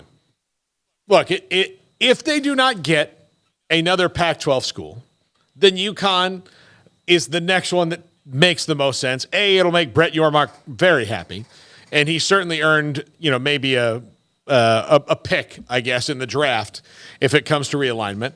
The only thing really about UConn when it comes to them is this his player to be named later? Yeah, you know, when it gets to football, they have a much longer way to go than anybody else you could add in the group of 5. Now, basketball, they're one of the elites. They're the blue blood of blue bloods right now.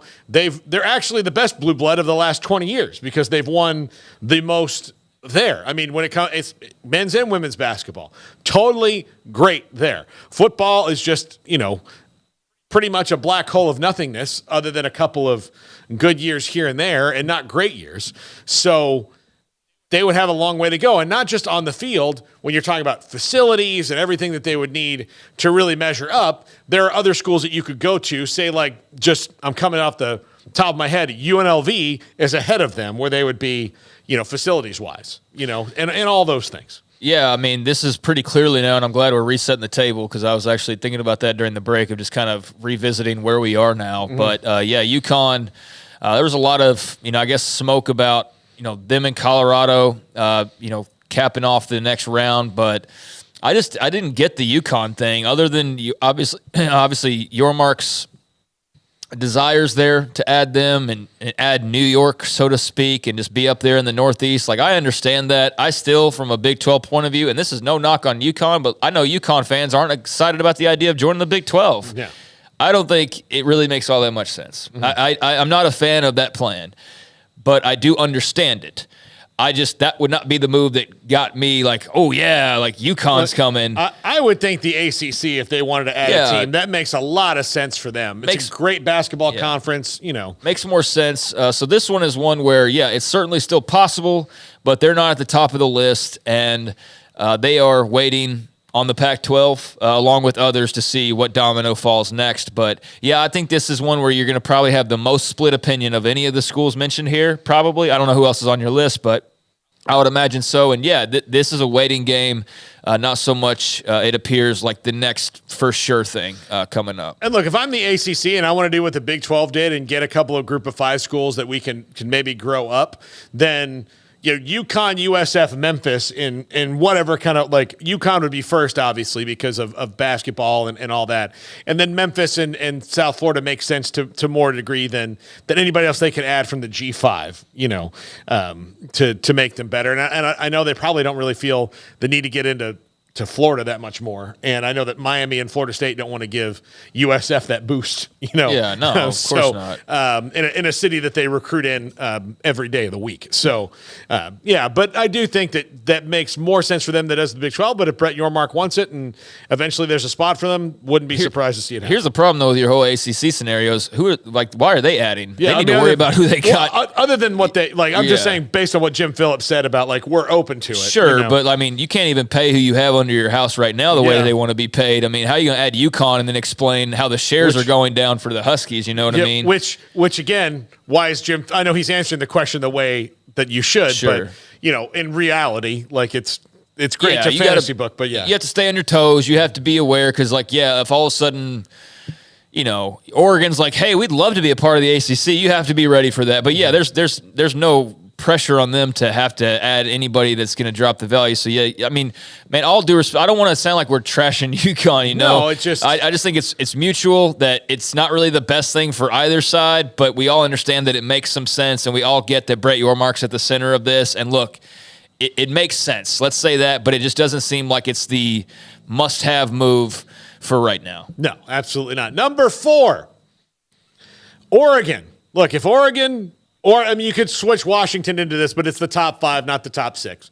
So, Oregon makes some sense in that, look, this is a huge glory ad for you. This absolutely brings a lot with it. Nike, Phil Knight, all of that. But we've just talked about this. Is Oregon really going to, be committed to you for any more than, a Liz Taylor marriage? Right. Look, they'll be there for a little bit because they need you to. But the minute that the Big Ten decides that they're going to expand, they might just be back there anyway. So the best deal for Oregon might just be to trudge out whatever's left with the Pac and then redo it when the Big Ten calls you. Yeah, the only thing I have in terms of just questions there is, at what point and how long are you planning on waiting to where, what's left in a few years if you just decide, we'll just keep waiting on that they're going to call someday. And then, what is the Pac in 5 years when they're renegotiating their TV deal and maybe some others aren't, that would be the question to me. So that feels like it's got to have, you would never not have a window, but it does put them in a weird position depending on what happens with the Pac, because sure, we all understand waiting on that. But if it's costing you more money for 5-7 years in the meantime, and then it still doesn't even happen on the other end of, so I'd wonder what assurances they have or just what belief they have that, we can just wait it out for as long as we need to because one day that call's coming. And so in terms of the Big 12, I don't put stock. I mean, that would be a dream scenario grab. Obviously, them and Washington both, but it doesn't just seem like it makes sense for both sides. UConn seems to have more of a relationship, a mutual relationship that would be beneficial than probably what you're looking at with UConn. Does that make sense? Yeah, absolutely. Yeah. Okay. Number 3, Arizona State, one of the 4 corner schools. Look, in a gigantic look. That's the other thing is that you look at BYU's market size, Provo, Salt Lake City is middle of the pack as the top ones go. But you've got Houston is in the top 5, top 10. It's in the top 5 market size. Cincinnati's an exploding market. It's a growing market as well. Orlando, growing every day. So you have all those that you've added. Phoenix is just as big as all those, if not bigger, depending on population shifts and growing. So that fits the profile. Plus they're a Pac-12 school, and P5 would bring that full share right away. And, so you've added to your conference Denver, Orlando, Phoenix, Houston, which you kind of already had anyway, but then you really solidify Houston, Cincinnati, and a coast-to-coast fan base in BYU. Well, okay, here's what I've always thought about the Pac-12's plan, and why I did think it was kind of brilliant had they actually pulled it off and done it, was if you did look at the idea of like, okay, we've already got the Bay Area, we've already got Seattle, we've already got, Portland, I guess, or whatever. Yeah. We've got this. We don't have LA anymore, but San Diego we could have Las Vegas if we wanted to. We could have, you lost Denver. Mm-hmm. But like in terms of adding an SMU, adding a San Diego State, like you are adding markets, and I do get that, and that's why I think the Big 12 with Colorado is a bigger deal, is because you kind of bring some of that back that you've lost, So yeah, I think to add them would be beneficial in that regard as well, to have like greater Phoenix, because they're out there near Scottsdale on the fringes, but close enough that it's that area, and I think that would be a market that you've been able to add that provides a lot of TVs that you didn't have before. So yeah, they would be great from that standpoint. There's a lot of conflicting reports on their interests. Like today, it seems like they're not all that interested, but yet there's a pressure to possibly be interested. They seem far less interested than Arizona at this moment. So I don't know if that's just the leadership is just intent on we're waiting it out, or I don't know what Arizona State's thinking other than just, hey, we're better off staying where we are. But, yeah, if you could get them as the Big 12, you see why it makes sense, the whole four-corner pursuit of one. Now it's the three-corner pursuit, I guess. But, yeah, they would still be a very attractive ad for a lot of reasons. Yep. Number 2, Utah. And this is the 2-time defending Pac-12. Just kidding. Yeah. And here's the thing. Here's the reason Utah doesn't want this to happen. They've won the damn league twice in a row. Right, yeah. It's going great for them in the Pac-12. Been to 2 Rose Bowls. Yeah, been to 2 Rose Bowls. They came in from the Mountain West and built themselves up, and now they're lethal as hell. And then all this is falling around them, and it's not their fault. They've done exactly what they planned to do. And here they are having to make this decision. So why their fans are mad about it is justifiably understandable, because, my God. Well, it's not only that, it's just that the conference that you would be asking them to move to is where BYU just moved to. It's like a double whammy of like, hey, we arrived, we're playing in Rose Bowls. You need to win one still. That's the next step, but we're winning the Pac-12, we're playing in Rose Bowls. We've got our own place, our own territory, our own spotlight. And, like in a matter of a year, you could be like going to the conference that BYU's joining at the same time, and that's a tough pill to swallow. So I totally understand why they feel the way that they do about, sticking around. But they would be a nice property to have. But I wonder at this point, like if Brett Yormark announced them, if really Big 12 fandom's just not like doing what I just did jokingly, like boo, because the Twitter interactions with the Utah fan base that I've seen with some Big 12 folks are just hilarious, especially BYU. But yeah, they are a controversial figure in this whole thing. But they pretty clearly stated their position that they want to be in the Pac-12, whatever that looks like. But they'd be a good ad for the Big 12. Yes. All right, number 1, Arizona. Yes, Paxton, nobody's going to take that bet for $50 from you. That was number 1. Arizona, look, they're always the one who's been a little bit down the road. Arizona and Colorado, very similar in that, at least football-wise, that the success has not been there. There's a way better chance for both those teams to win the league than the one they were in for varying different reasons. But Colorado was way better in the Big 12 than they have ever been in the Pac. Arizona and Colorado kind of similar. Tucson, also a big market, by the way. It's not Phoenix big, but it's, I think 1 million people in the greater metro area. So you're not nothing to sneeze at there. Plus basketball wise, my gosh, if you add Arizona to this league, holy cow, is there ever, if you added Arizona to this league, is there ever a bad night in basketball? Where it's there's not any good ones. No, it's bangers every night. in basketball. And their football team under Jedd Fisch feels like it's on the rise. So, you've got potential there. And I think one of the things that's attractive about the Big Ten, this is for everybody that could come in, but what's attractive about the new Big 12 is there's not a power broker. There's nobody it's completely new league, really. You've got some teams that have won the league. You've got some teams that have contended for it. You've got other ways around, but the two big dogs and the one biggest dog who owned the league for the longest time in Oklahoma is gone. So you don't have to hope that a long-time perennial power who's owned the conference falls down, because there's not one of those. Yeah, I mean, I think that the basketball has taken a little bit of a setback overall from like the way that we glorify it when like Lute Olson was running the show years ago. Mm-hmm. But yeah, no, still would be a great ad in that regard. They obviously have a very passionate fan base. They've had success. They love their hoops. And yeah, I think from that standpoint, it would just be a natural addition to the Big 12 that would create, some fun marquee name games and some good contests. So that seems like it's a no-brainer fitting in that way. Football, like you said, I mean, it is a question mark, but Jedd Fisch seems to be, slowly but surely righting the ship. We'll see how much more progress they've made in just about a month or so. But I mean, it's clear why they make sense. They have a state school, right? And a brand name that's not, let's not pretend like it's Oklahoma or Texas, but it is a brand name, and it's got some history behind it, and it's got a new market behind it, and it's got, a new path out west for you. I mean, Arizona and Texas Tech would be a natural, like, let's just get them popping off at each other, So, this is the one that seems like, of the five that you mentioned here, like, I guess, I don't know if I'd say most likely, but I guess maybe it would be of the five mentioned here. As far as like the next shoe to drop, it appears like it probably would be. I'm not all on board thinking that's going to happen. I don't think Jason Shear's at that point either. I think it's still PAC for right now, but it's very clear they are firmly in the Big 12's crosshairs, and there's some working on them being done, so we will see. But yeah, I think a lot of people would be happy about Arizona joining the collection of schools the Big 12 has right now. Yeah, I think they fit with everybody who's there a little bit more, and be fine.